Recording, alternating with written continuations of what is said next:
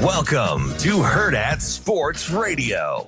2-1, line drive into center field. Well, it's Singh coming in. Martinez, who won't make the play, and it gets by him, and it's trickling toward the center field warning track. Jake Rogers around second, and he'll make it to third, and the score comes Perez. Now they're waving him around third. The throw to the plate from the outfield. Not in time.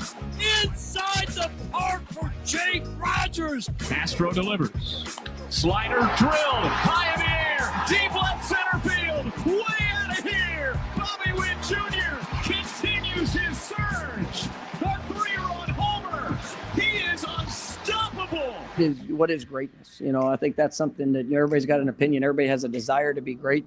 But for me, it's you're trying to push to be the best you. Because at the end of the day, a lot of people from the outside might have a perspective of who is great or who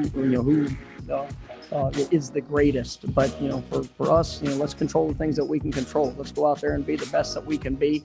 You build the culture of your football team January through July. Right? You build your football team in 4 weeks in August.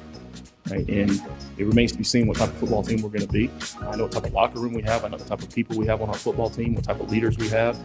And I'm excited to see what the team's going to be. ACC football has the toughest non-conference schedule in the country.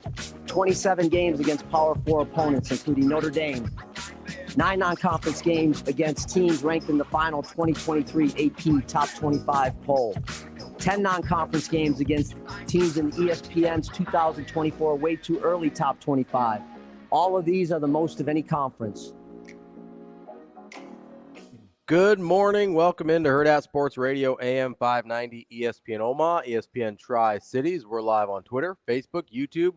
That's DB. I'm Ravi Lulla here on the Pillar Exterior stage. What's up, DB? How we doing? Oh, we're doing all right. Yeah. Yeah, we're getting after it. Oh, not really. Not yet. Not yet? Not yet. We're gonna? No. No? No. No getting after it today? I mean the show. Huh? The show. I mean, we'll get after the show. Get after the show? Hello. What do you think that little girl's doing these days? She's probably graduated from college at this point. No. I think she's in high school. Okay. I don't know how old that is. I was just guessing. It's pretty old.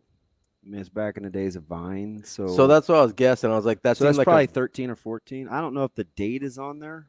It's probably 13, 14 maybe. The perfume 10 years ago? Yeah, roughly. So, yeah, probably high school. Yeah. That's not too bad. Living her best life. Some of the kids from like the memes are full-grown adults now. That makes me uncomfortable. Yeah, I'm just happy some of those old Vine people are still alive.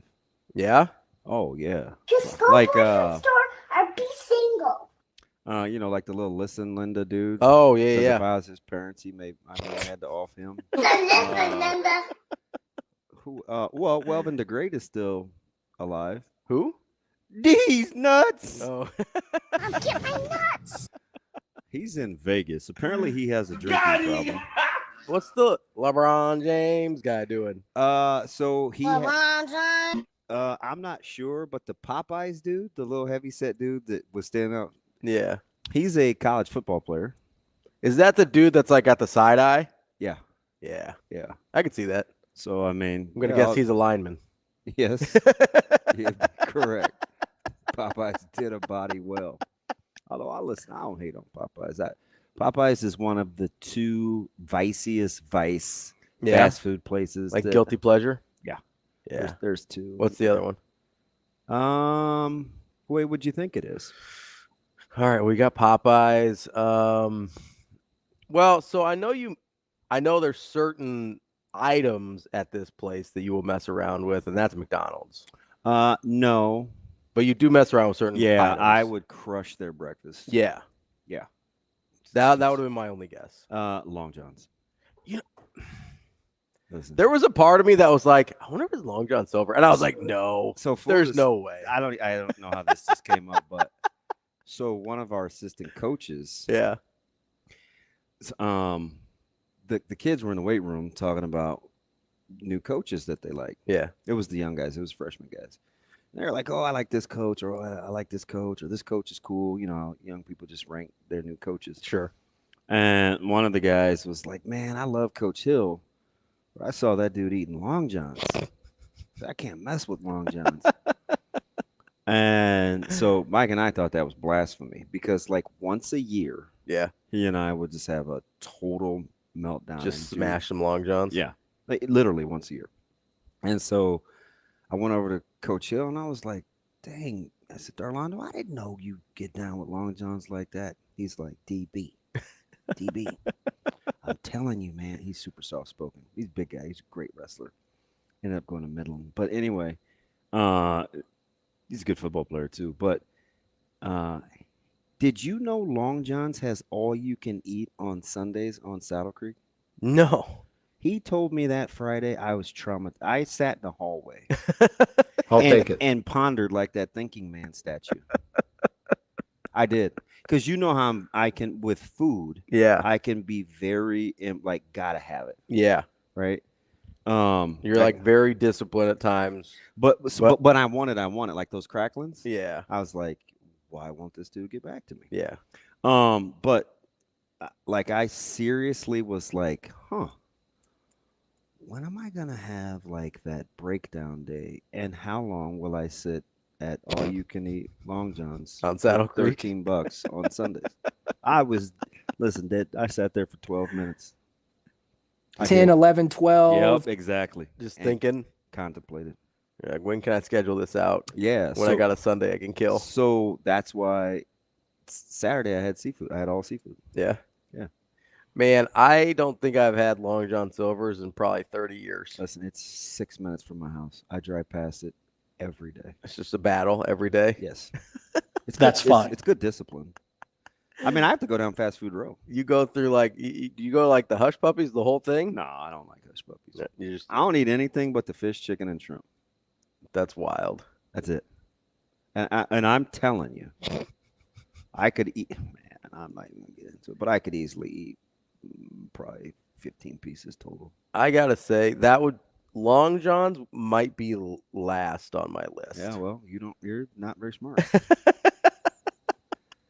What's your meltdown place? Jack in the Crack? They don't even have those here. I know, but I ordered.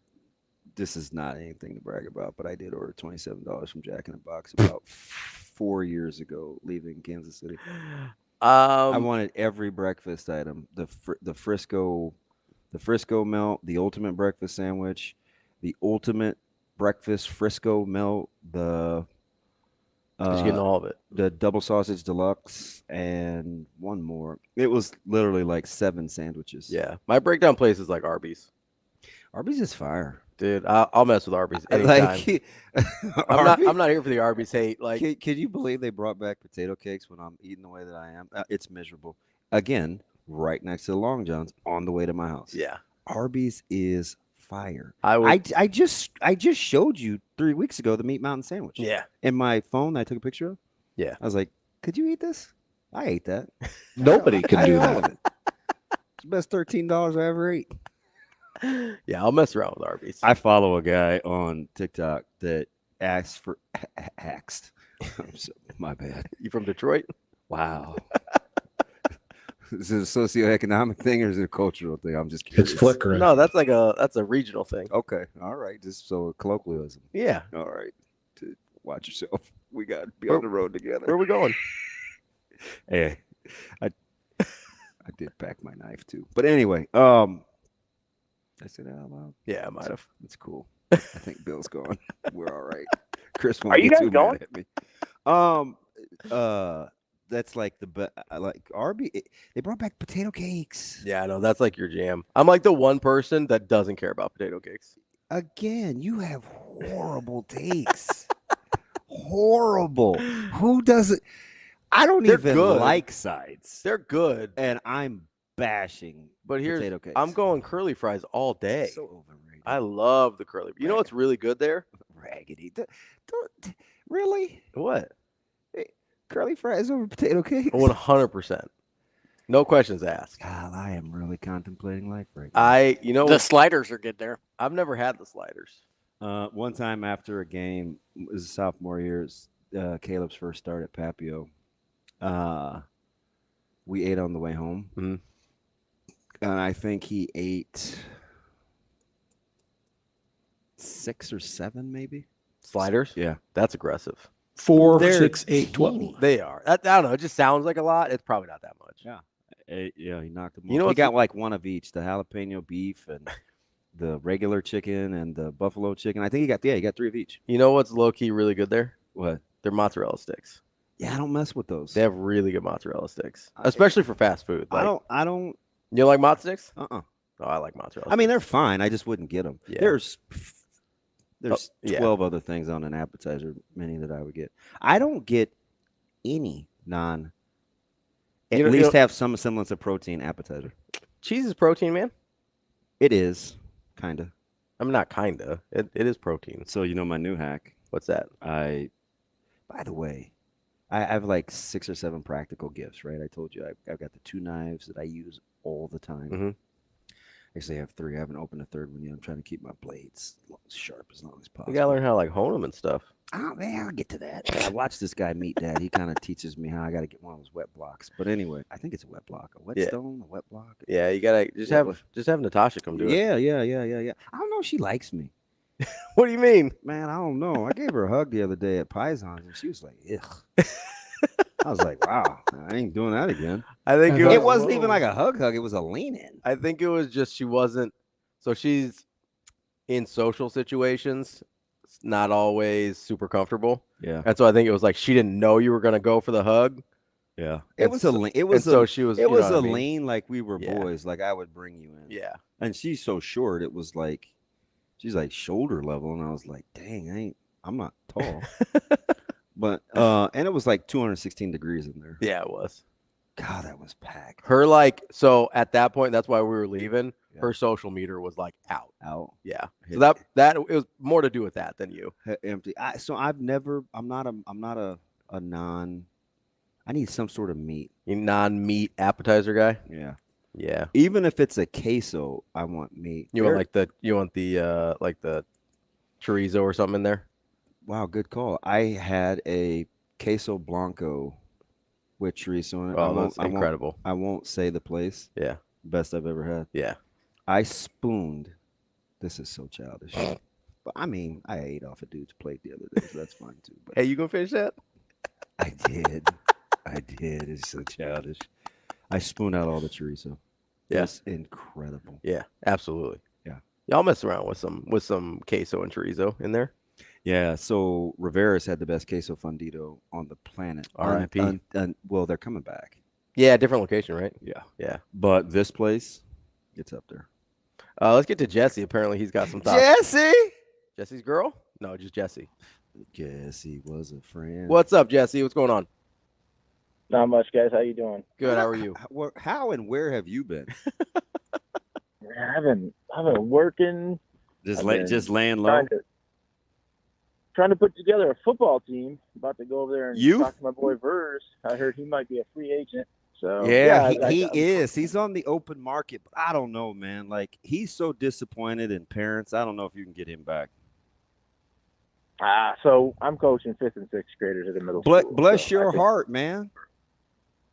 I didn't even know you were that nice. You don't strike me as a guy that enjoys kids. Me? Yeah.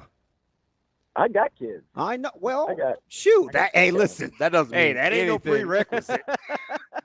Some people want to exercise the give back clause. Well, we might be having to have a conversation about one of them here in a couple of years. Well, let's go. And all that, but I mean, you want him well coached. Send him on over. There's logistical things, Damon, that I don't know morally and ethically. Anyway, I don't want to get that road. I'm just saying. You got a hot food take? Don't worry, Jesse. If he's good enough, the Westside will just come recruit him anyway. Yeah, yeah. It's crazy, man. Wow. Yeah. I have been told that. Yeah, it might be the most inaccurate We were just having thing a I've ever heard. conversation the other day. I said, man, it's crazy how good all the kids in that district, how that district just produces talent. Anyway, sorry, I digress. Well, who do you think we are, Millard? We ain't Bellevue. Come on now. Sorry, just real quick. We're still playing catch up. What's up, Jesse? We're talking. You guys are talking food, guilty pleasure. Well, 2 things. You brought up Arby's.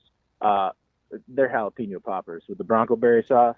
So I hear those are incredible. And you know what's funny about you saying that? if I get a non-protein app, it is going to be jalapenos. 100%. Because I love cheese and I love jalapenos. No, well, so I like the sour cream ones. Oh man, I can't do that. I'm out. Yeah, the cream cheese. I'm sorry, cream cheese, not the yellow cheese. Cream cheese. Yeah, I like cream cheese. I like the cream cheese. What else you got for me? Because I'm hungry.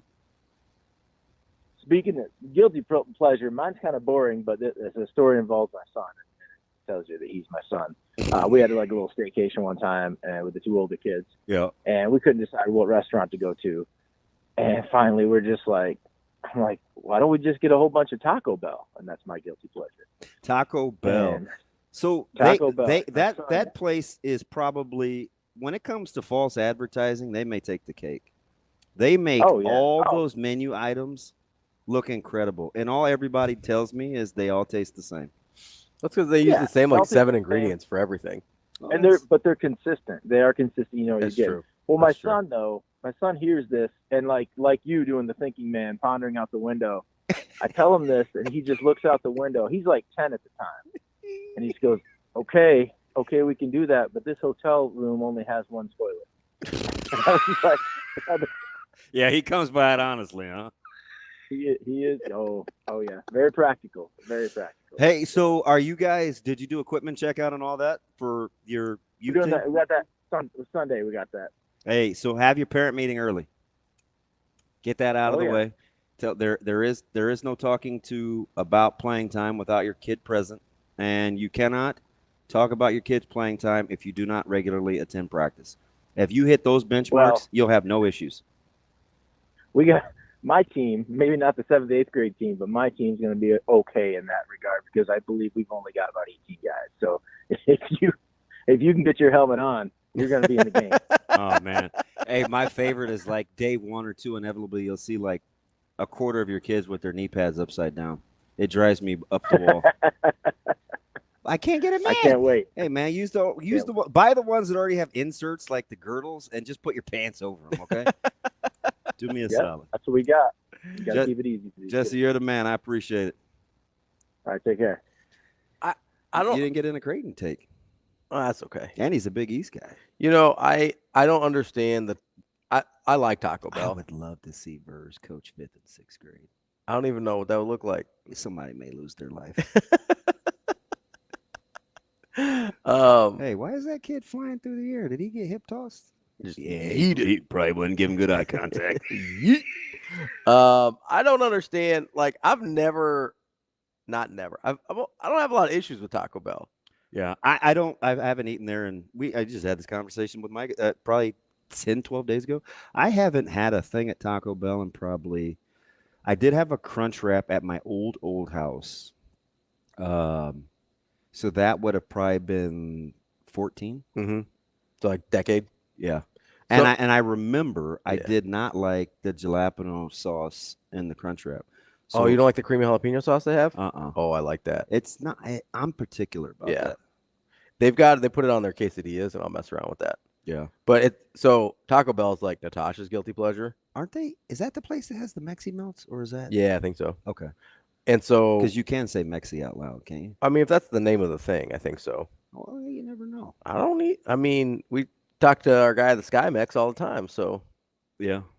Coolest dude ever. Yeah, good dude. Hey, I used his clips, and look what's in my bag. A little carabiner. How about this? What you know about that? A little hand sanitizer. Yeah, he got me one with the clip, and being in public in a foreign place like Indianapolis, I'd be swallowing hand sanitizer. Don't do that. That's. I know. I want to live at least. That's counterproductive. 3.5 more years to see my kid graduate. I don't know about Zoe. She may be on her own. External only. External use. You know, sure. You gotta. Yeah, I have. So I have a few. I did look to see what's by our hotel. Yeah. And just how much staying power I've got to have. Yeah. It's not going to be too bad. What do we got over there? You do have a Jack in the Box. All right. I think I've only been a Jack in the Box once. So here's the cool thing about having a morning job. I don't have to worry about getting breakfast sandwiches. Yeah. Because that's a vice. Yeah. And it just never works out. When I would come in here with breakfast sandwiches every day, you'd always just stare at them. Yeah, it used to drive me up the wall because that was when I was just getting started, and I was like, all right, figure out a way, gamification, make it competitive. Yeah. Don't look. just don't even look at If it. you look at it more than 5 seconds, you're going to have to eat it. You lose. You lose. It is not optional. Does that sound made up to you? It's not No, made up. I don't think it's made up. That's why it's funny. Because I know you're telling the truth. 100% true. Listen, gotta get competitive. Hey, I so there were reported sightings of your guy last night. Who? So I literally just missed Coach Frost. Really? Yeah, I was gonna call and tell you. I went to go watch. Well, he's my guy, of course. Yeah. I'm sick. I know you're sick of hearing me talking about Zickman all the time, but oh no, I don't care. I went to go watch not Aiden, but Aiden was there. Yeah. But I went to go watch Parker, Mhm. and they were playing in West Point, and they're out in Valley, and like I don't know why, but I was there like 4 minutes, and it was like mob deep. I mean, they had snow. It was so cool because it was like old school at the ballpark. Get a snow cone. I didn't, but get a snow grass outfield, like all the signage along the fence. I was like, okay. Yeah. Like you pull in a little gravel park, and there's like a house like 4 feet away, and you're like, man, I bet they get bombed with foul balls.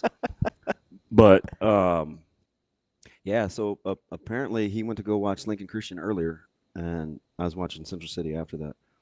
So he must have flown in and got a yeah. Well, yeah.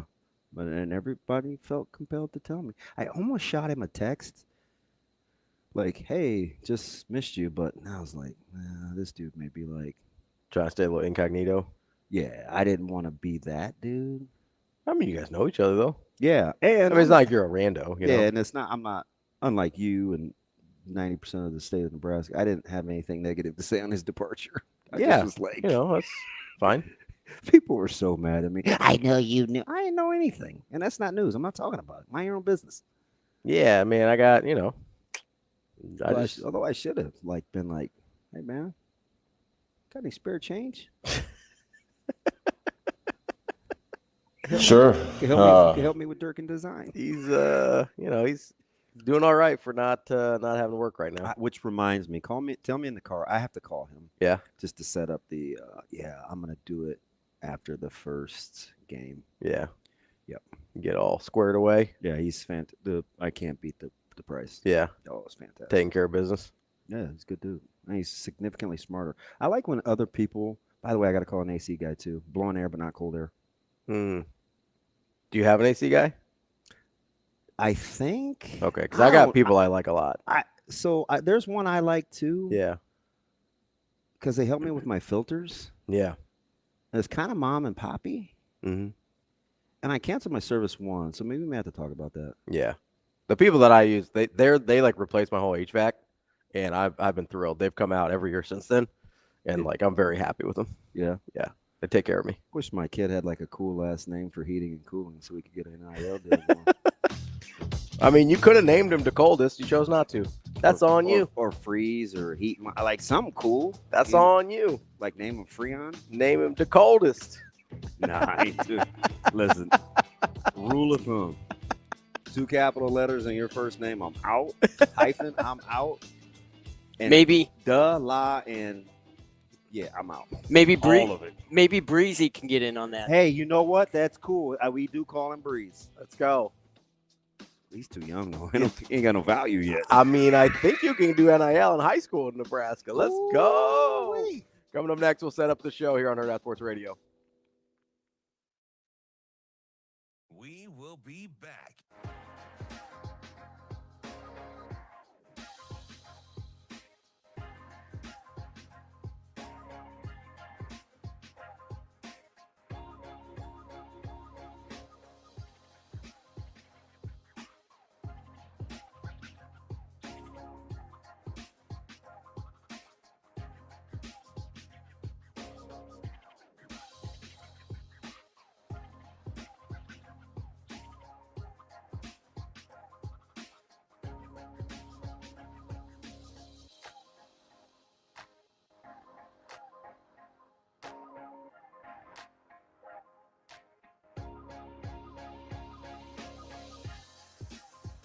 We will be back.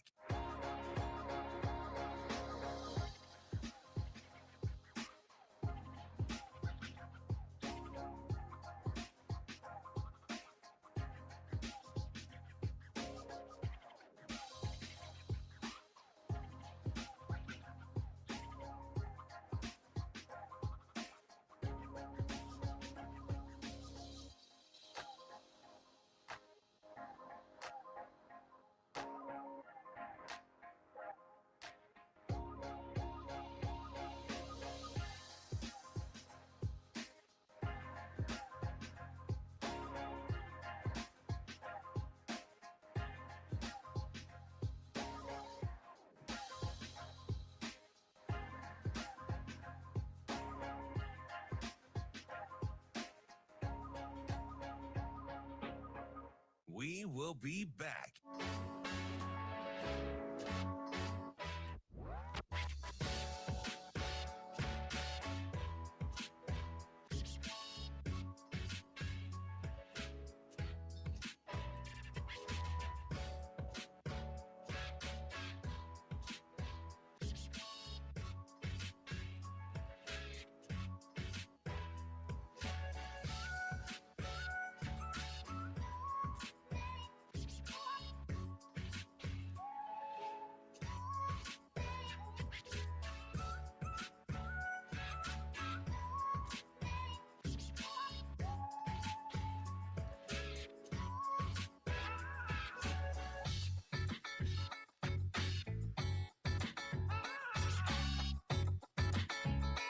We will be back.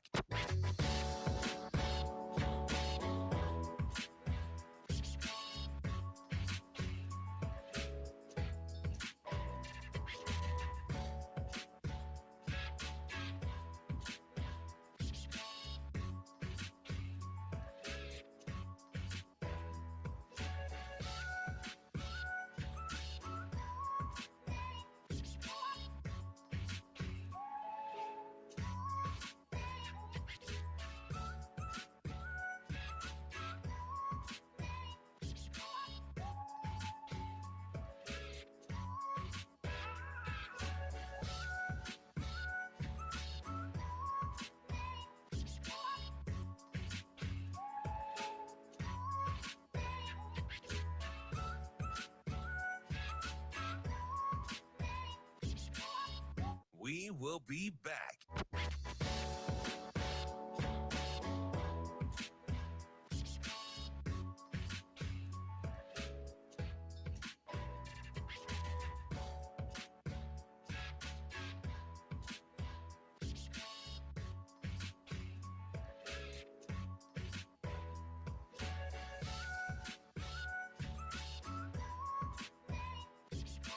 We will be back.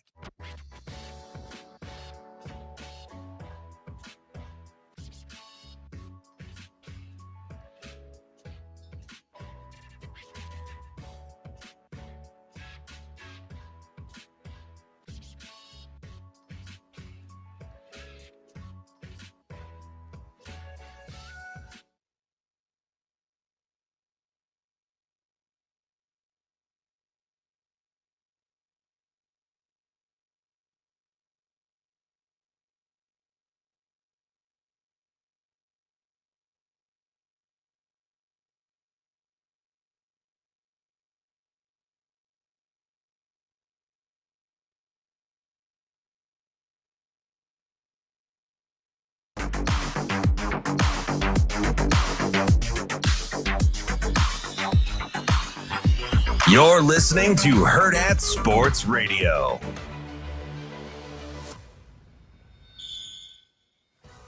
Welcome back to Hurrdat Sports Radio, AM 590, ESPN Omaha, ESPN Tri-Cities. That's DBM Ravi Lulla here at the Hurrdat Sports Bar and Grill. If you miss anything, you can always get us wherever you get your podcasts, as well as Twitter, Facebook, YouTube. Coming up on the show. So we can talk about what? Food, frost sightings, guilty pleasures, and whatever we feel like. Whatever. We got like maybe another week or so before we're nitty-gritty football. We're done. Yeah, we kind of kept it on board. We didn't have to get too dumb. We really didn't. There was thank you to Nebraska. They kept some stuff going on for us, you know. Yeah. They some things we didn't dabble in. Yeah, some things we didn't. I'm surprised you didn't hit me up with LeBron and the flag carrying thing. Oh, I don't care about that. Me neither. But that would be kind of cool. Oh, it'd be super cool for him. Yeah, I don't have a problem with that. I'd like to rep he's the country. he's one of the most famous athletes in the world. Probably the most recognizable. I only hesitate with like Messi internationally. Imagine that dude in China. What are you talking LeBron? about? Yes. What? I don't know. I think in America we underestimate the superstar soccer players. Sure. That's all, you know. Messi, Ronaldo. That's it. Mbappe. LeBron James. He's not from Hanson, man. He doesn't have the blonde hair. I don't know that he would fit in. And Doug Dizzle LeBrizzle. Any females? Ooh, active? Probably not. I mean, Serena's probably still not quite in that neighborhood. Yeah. But she's probably the top one still, I'd have to guess. I don't know that Simone Biles has that level of fame. Is it sad that I'm tired of hearing about her already? When's opening ceremonies? Friday? Friday, I think, yeah.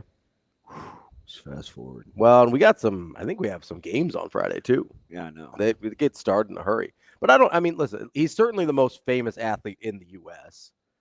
And the most... Tiger Woods, maybe? Yeah. Tiger's just not performing at the level that LeBron is. Recognizable. Not. Yeah, I know. But, that's fair. Tiger's probably as famous as LeBron or close in the neighborhood. But I don't have an issue with LeBron carrying the flag. It doesn't bother me at all. That would be pretty sweet. Oh, yeah, 100%. It's got to be probably one of the coolest things in his career. Hey, so since they retired Bill Russell's number, does he have to change? Or is he grandfathered in? Typically, they grandfather people in, but I haven't. I know the whole 23 thing, but isn't he wearing 6 with the? I guess Olympics doesn't count. Yeah, Olympics wouldn't count. I think it's just NBA. Were you surprised that it was Russell that got the number retired? I know you're out on Russell a little. I'm not out on him as iconic. Yeah, it's just as in the all-time great conversation. I don't really know what to do with him. Yeah, because the eras are so different. It seems like we lean on the titles for him a lot because it's incredible, right? But it's also a dramatically different league then. I mean, I literally think you're talking about 12 teams at the time. Mm-hmm. So it's how many titles does Jordan or LeBron or Kareem win if they're playing against 12 teams? It's a different situation. And so what he's done for the league, if you're just talking about contributions to basketball, I don't have a problem with Bill Russell's number being retired. But because he was a big figure. I was trying to think of all the good players in the NBA that have worn 6. It's a short list, probably. No, there's not a ton. I also think that's probably a little bit of a factor. It's not as if you retire 23, that's a big impact retirement, right? Because everybody wears 23. Or 42 in baseball. Yeah. And there's one more. There's one more number that's retired. Which sport? In baseball? Just in general, major sports. So it's Rivera, Russell. And I'm missing one. Well, it's Jackie, not Rivera. I mean, Rivera was the last guy to wear it. 42, whatever. Yeah. But they didn't retire it because of Rivera. Okay. It was officially retired after Rivera because he got grandfathered in. Is it Gretzky? 99? I think it's It might be 99. I think it's Gretzky. That would make sense. I do think it's a hockey player. I think it's Gretzky. Yeah, this guy I'll know. TK, you? Let's get TK on here. TK, do you know is Gretzky's numbers retired? Who? Gretzky. I believe so. Across the league. It wouldn't be. I think across the league. That might. I think so. I think that it's that, and then Jackie Robinson's number are the only ones that are retired across any. League. Well, Russell's is new. Oh yeah, you're right. Yeah. Good morning, fellas. What's up, TK? I didn't figure I would be tested on my Jeopardy skills this early. Yeah, we just like to throw you a curveball. Well, shoot, anybody that can send a text before 6:30, man, you're probably in the deal. Try my best to. Yeah. Hey, speaking of that, I do make homemade cocktail sauce. Okay. Yeah, the homemade cocktail sauce is great. But what is your diet, DB? So basically, it is any good fat. So tallow, bacon fat, quality butter, and all meat. I try 0 sugars and almost I can't think of any carbs unless there's been a handful of times where breading, I'll succumb to breading, but I eat almost the same thing every day. Like the wings. Yeah, almost any kind of eggs and any kind of protein. Or I don't eat a side. Yesterday or Sunday, I did ribs and I sliced steaks. That's what I ate. My snacks. Because it kind of sounds like snacks are you're like just rebelling baked against the food pyramid. I am kind of. I went to go see my guy You over just at. that just got shoved down your throat too much as a kid, and you're like, you know what? No. Listen, so I'm rebelling. So I went to go see my buddy over at Elite Nutrition. I was like, Jason, I need such and such and such and such. I'm going to stop in on my way out to this baseball game. So he's helping me with the type of bars that I want because I'm on the road. So I'm going to be I'm very strategic. And I said, hey, know this and know that. And my man literally rolled his eyes so hard, I was almost shamed into leaving the nutrition store. Like, he thinks I'm so full of malarkey. He thinks I'm so full of malarkey. Like, he's like, sugar's not bad if you use it properly. And I was like, all right, walk me through using it properly. And he looked at me like I was a grade A idiot. He said, it's an energy source. You use it this time and this time and this time. And I looked at him kind of sideways, and he almost wanted to turn my head back straight. Like, do you not understand the words that are coming out of my mouth? But anyway. You and your co-host could not be any different. No, I feel no like question. Ravi would never touch a grocery store if he wasn't in his hometown where he lived.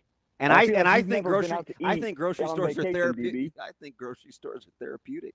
My man is eating Chips Ahoy as we speak. I'm cringing. Well, I knocked out the Nilla wafers first, which is a total child move. Hey, those are great. Dude, I packed those for Zoe. Like, what are we doing? Zoe eats better. If you work out hard enough, you can eat anything, bro. Yeah, that's true, but I don't work out so I can eat what I want. I work out so I can not get killed if anything ever happens. So your body's a weapon. 100%. That's exactly how I tell people, TK, I'm so childish. I'd rather be caught with than without. Yeah. Oh, yeah. Yeah.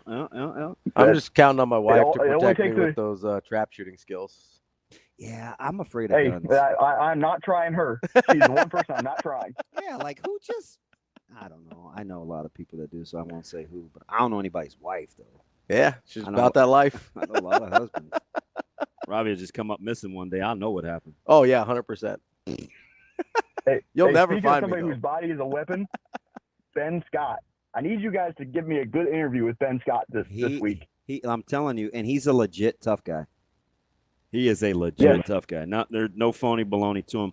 And the cool thing about Ben Scott is, and I don't know if he'll admit this, we may try to get this out of him. Like early on when he transferred, it wasn't all rainbows and butterflies. Like he had a job to win. Yeah. He had a job to win. And I know he felt Justin Evans and some guys breathing down his throat. And he persevered. He persevered. Yeah. Yeah. Yeah, so I need a good interview from him this week. Listen, you may not see me if I get a chance to talk to Gifford. We may spend, if I miss a few segments, I'm over talking to Giff. Hey, and hook Ravi up with this dinner. Just, be a good friend. He owes me, actually. It's not enough for me to capitalize on. What I'm going to try to do is, I thought about this on the way over, TK, so I'm going to go ahead and let him know. I was going to goad him into another extra $5 or $10 bet so I can get a $30 meal instead of 20.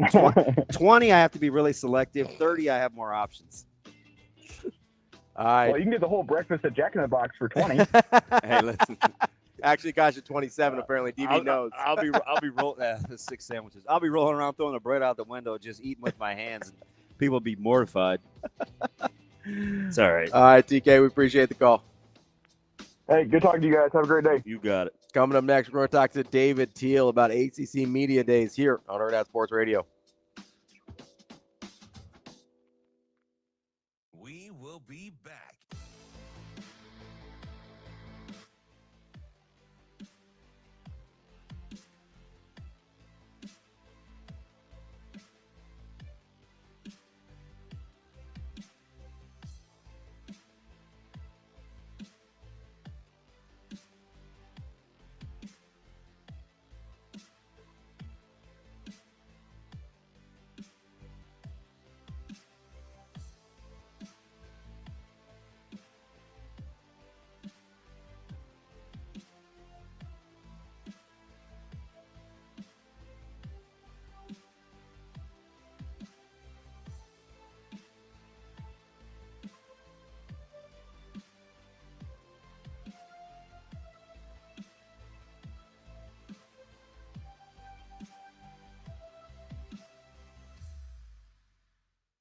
will be back.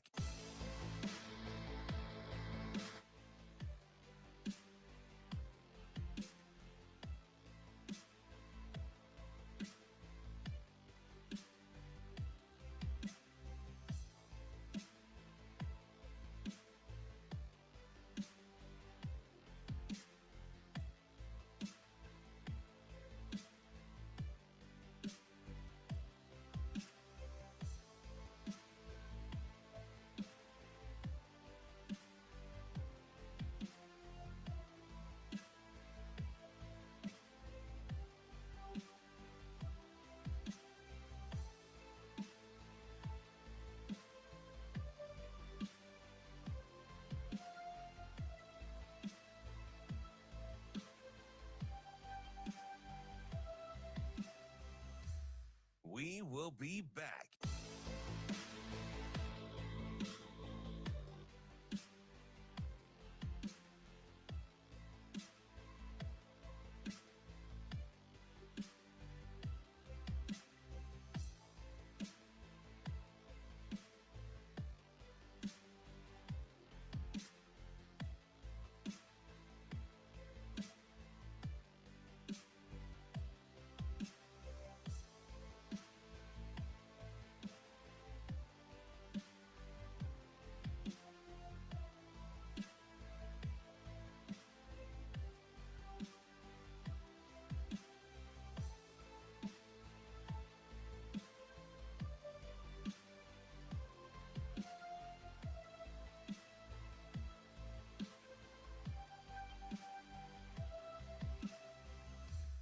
We will be back.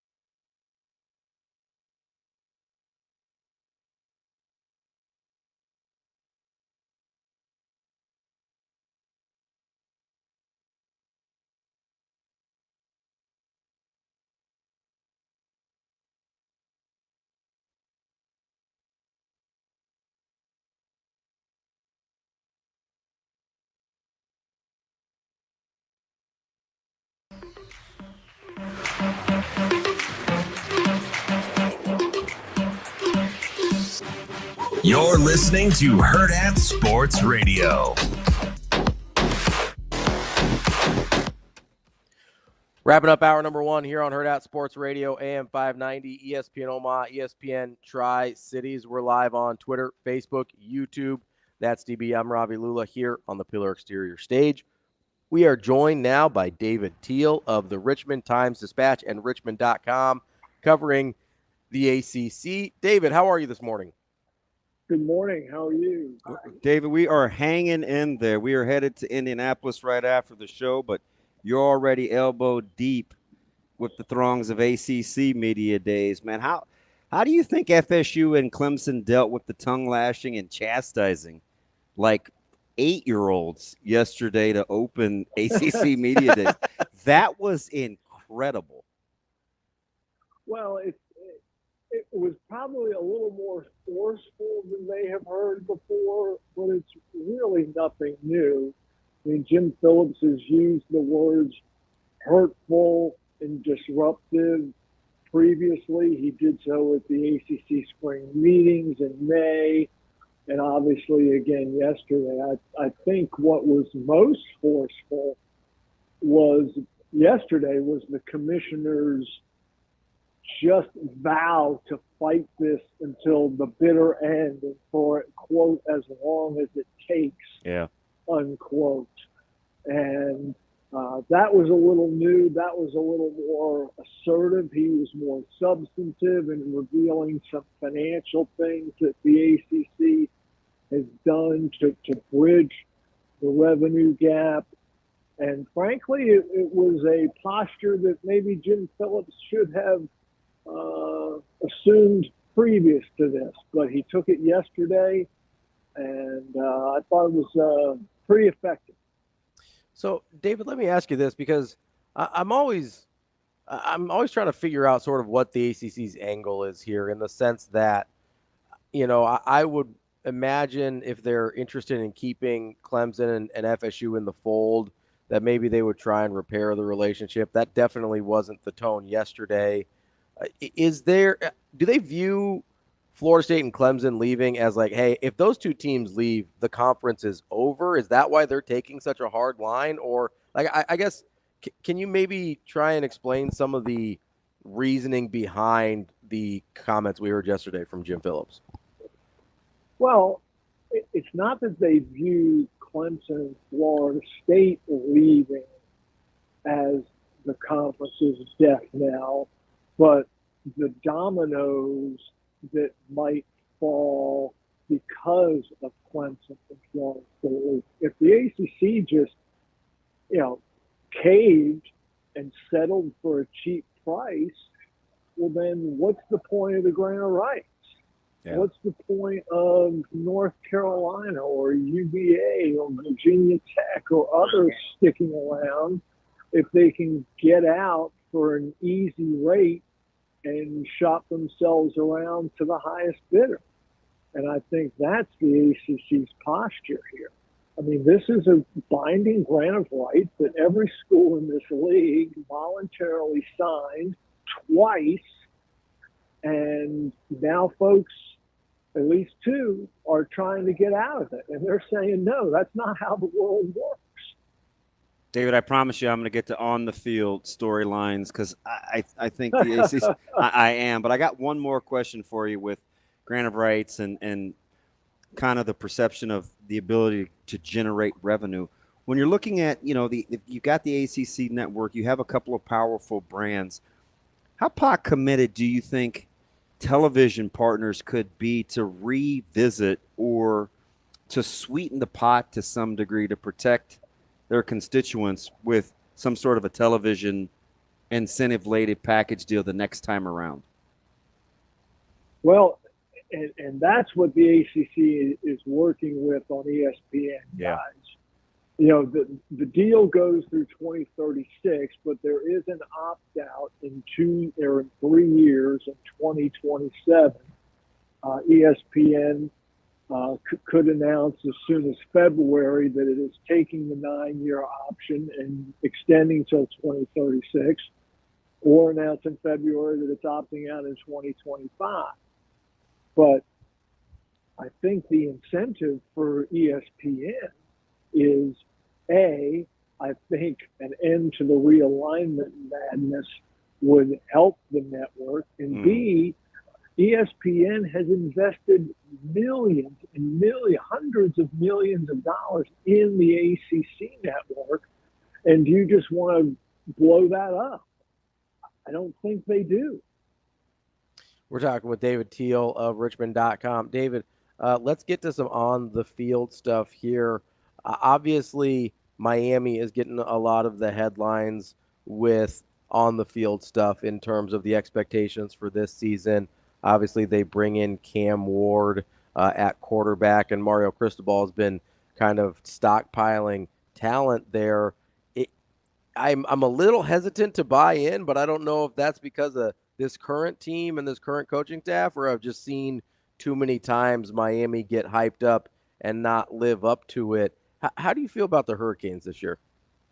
Well, of course you're hesitant. You should be hesitant. I mean, come on, man. How many times do you have to put your hand on a hot stove before you figure out it's going to hurt? And that's how you feel about Miami.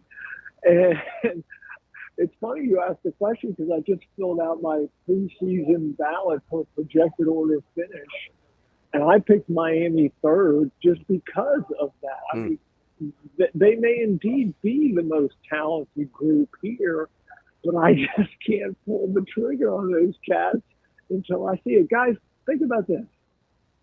Miami came into this league in 2004, and in 2005, the ACC championship game made its debut. Wake Forest and Boston College have been in more ACC championship games than Miami.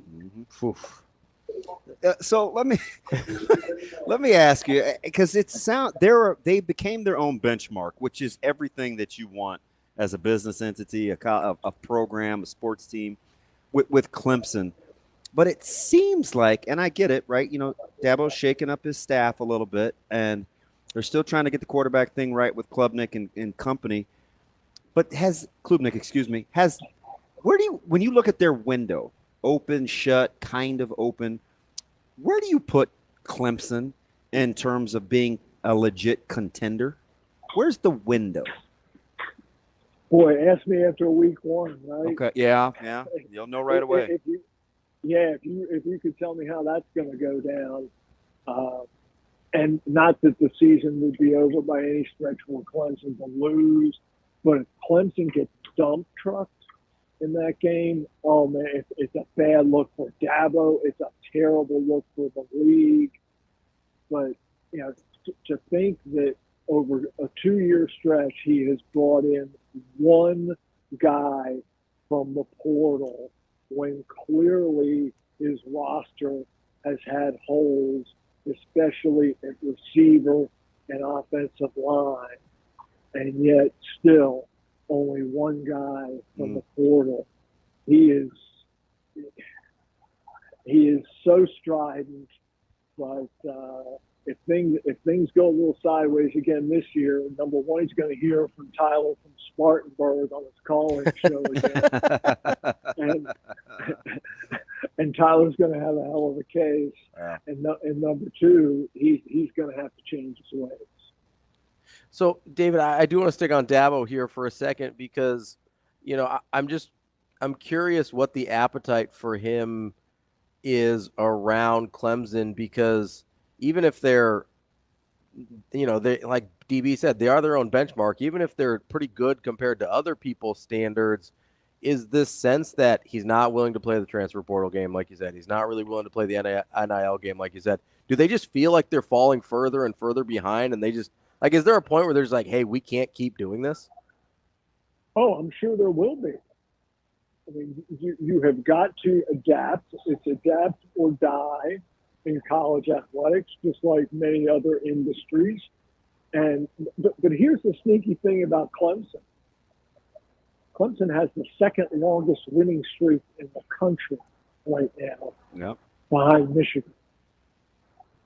Clemson won its last 5 games of the season, and including its bowl. And other than the Wolverines, no one's won more in a row.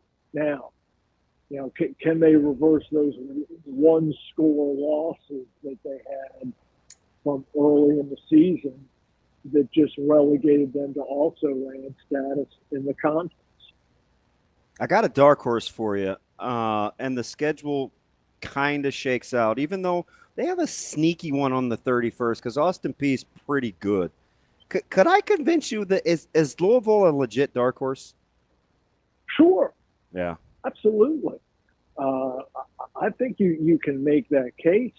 You know, with Tyler Shuck coming in through the portal at quarterback, and guys, Colin Lacey at wideout from South Alabama, the transfer at Louisville, he's the leading returning receiver in the country in terms of yards per game. And Ashton Gelati on the edge at defensive end, no, they could absolutely be a dark horse. And I really like NC State because the schedule really breaks for the Wolfpack. Don't be surprised, though, if Austin Peay is tougher than people think. That's a legit FCS program. And you also got another good kept secret in Haynes King at Georgia Tech. Chance for Player of the Year in that conference, do you think? Can they win enough games? No, I don't think so. First of all, Haynes King has got to stop throwing interceptions. And you didn't know you had Brent Key on, did you? David Teel from the Richmond Times-Dispatch and Richmond.com. David, we appreciate the time and enjoy your rest of the time. Appreciate your time, David. I do. Thanks for having me. More Hurrdat Sports Radio coming up next. We will be back.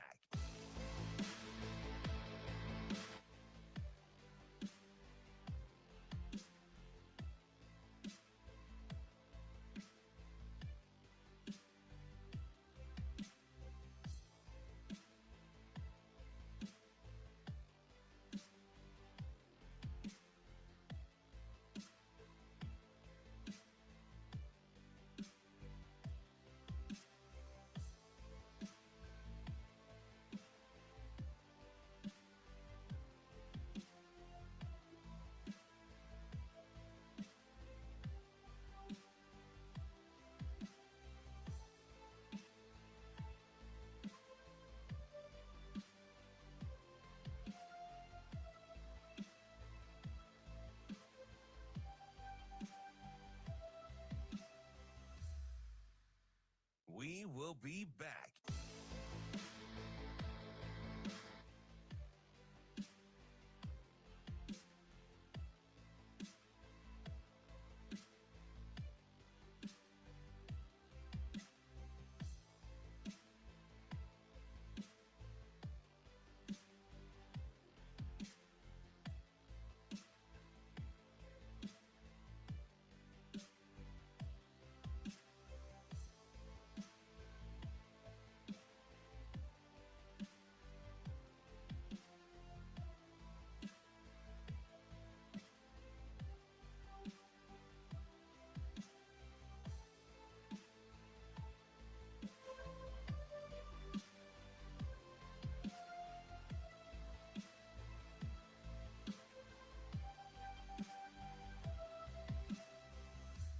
We will be back.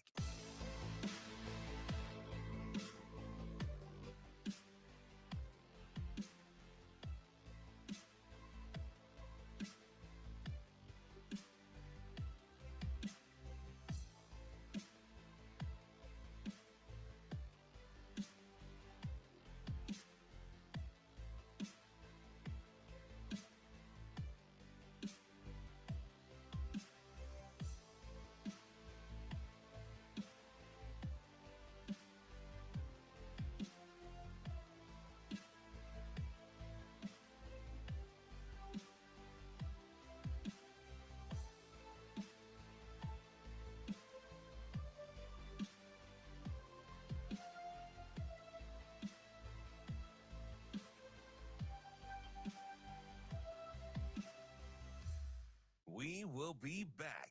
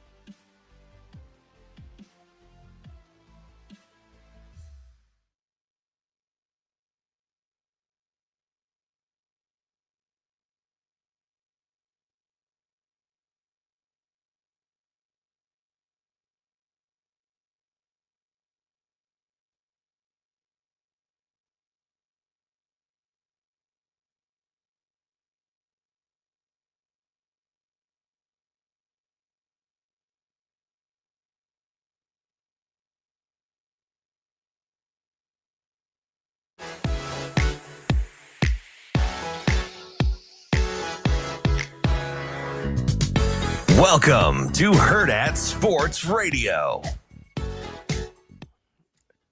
Kicking off hour number 2 here on Hurrdat Sports Radio, AM 590, ESPN Omaha, ESPN Tri-Cities. We're live on Twitter, Facebook, YouTube. That's DB. I'm Ravi Lulla here on the Pillar Exterior stage. Good stuff there from David Teel. Yeah, that was great. I don't think I've talked to him before. Yeah, so the thing that I like about him, and that's a great get, Shane. He, as you can hear, he's pretty straightforward. Yeah. Doesn't pull any punches. I get call like he sees it. Kind of clown Miami a little bit. Although, so this is what's going to happen. They're suffering a little bit from the USC syndrome every year. Oh, yeah, let's see. And they kind of don't deliver. Kind of hear it about Wisconsin. Not as much anymore, but we used to. And you used to hear about Notre Dame a lot. So they're interesting. I just talked to a P4 head coach about them the day before yesterday. You don't often hear other head coaches. He feels, and I get it. I think this common knowledge in South Bend, monster year for not only their coaching staff but this schedule. Yeah, because it's manageable. Because he called to ask about another player that we could potentially have, and we just got to talking about other things, and that was cool because he asked about Knucklehead, but anyway, like the prevailing thought within that conference is that all eyes are on Notre Dame if they don't get it done this year. Yeah, like Freeman could be in trouble. 100%. Yeah, which is, I think people really like him and they want him to succeed. He seems like an amazing guy. Yeah. Like, I do think he maybe got the job a little early. So the cool thing is, like, if you're trying to get a gauge, like on his campus, I obviously talked to DJ a ton. And they're all in South Bend, and he compares his mannerisms and his delivery a ton to Rule. Yeah, I could see that. So I like, which further lets me know, right? Like, real dude. What you see is yeah. I mean, it's a super manageable schedule, and they get a lot of those. They get a lot of the ACC. They get which that's why. I always thought it was a little funny that Jim Phillips I think it was Phillips talking yesterday. We talked about the strength of the non-conference schedule, and he throws Notre Dame in there, and I was like, well, I mean, it's sort of you know what I mean? Yeah, it's not really a non-conference game. You have a scheduling pact with them. Like, come on. No, I mean, come on. To the victor goes the spoils, right? I mean, they're to this day. When you're a brand, you can call your shots. I mean, the ACC is totally they Notre Dame gets all the perks. Yeah, that's what I mean. And why? But I mean, no, I'm not saying they should join. I'm just saying if you're Jim Phillips, I'm not sure you can. What's the line about the cow and the milk and free and all that? Like, why buy the cow if you're getting the milk for free? If I'm Notre Dame, man, life is good. Yeah, if I'm Jim Phillips, I don't know that I can really count that as a non-con. He's like, we got the best non-con in the country. Yeah, cool. But they do. It is the toughest strength of schedule. I mean, they have to though. They have to go out and schedule like that. Yeah. Because the conference doesn't give you that. Like SEC, Big Ten don't have to go out and schedule like that. So there's how many teams are there with double-digit win total? 6 or 7?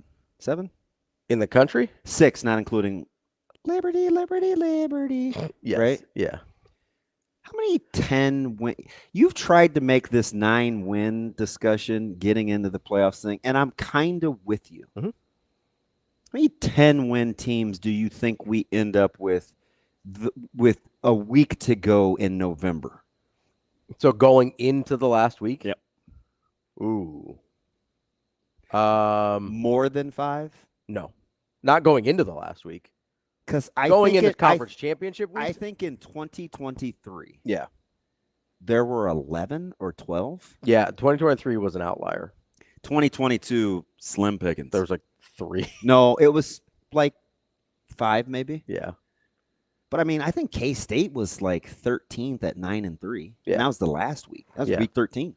There was, I mean, I've said this before, in all but 2 years of the college football playoff, a 9-win team would be in the top 12. So I have all these notes. I thought it was 6 out of 7. It's not including COVID. Not including COVID, it's 8 Okay. out of 10. Okay. Or 7 out of 9. Okay. Yeah. Because I've just been skipping COVID because, especially with the 9-win thing, half the teams didn't play 9 games. So I just threw out COVID. Because I hear 10 thrown around a ton. I'm like, it's 7 out of 9 with the not including COVID. That's okay. It seems lofty this year. What, that 9 will get you in? To get to 10. Yeah. Yeah, I think so. I think more often than not. Now, somebody's going to have a 9.5 win total that's going to get to 10, but there are only 6 teams, not including Liberty, that have a 10 or more. Yeah, but there's probably going to be some teams that have a 10 or more that aren't going to get to 10.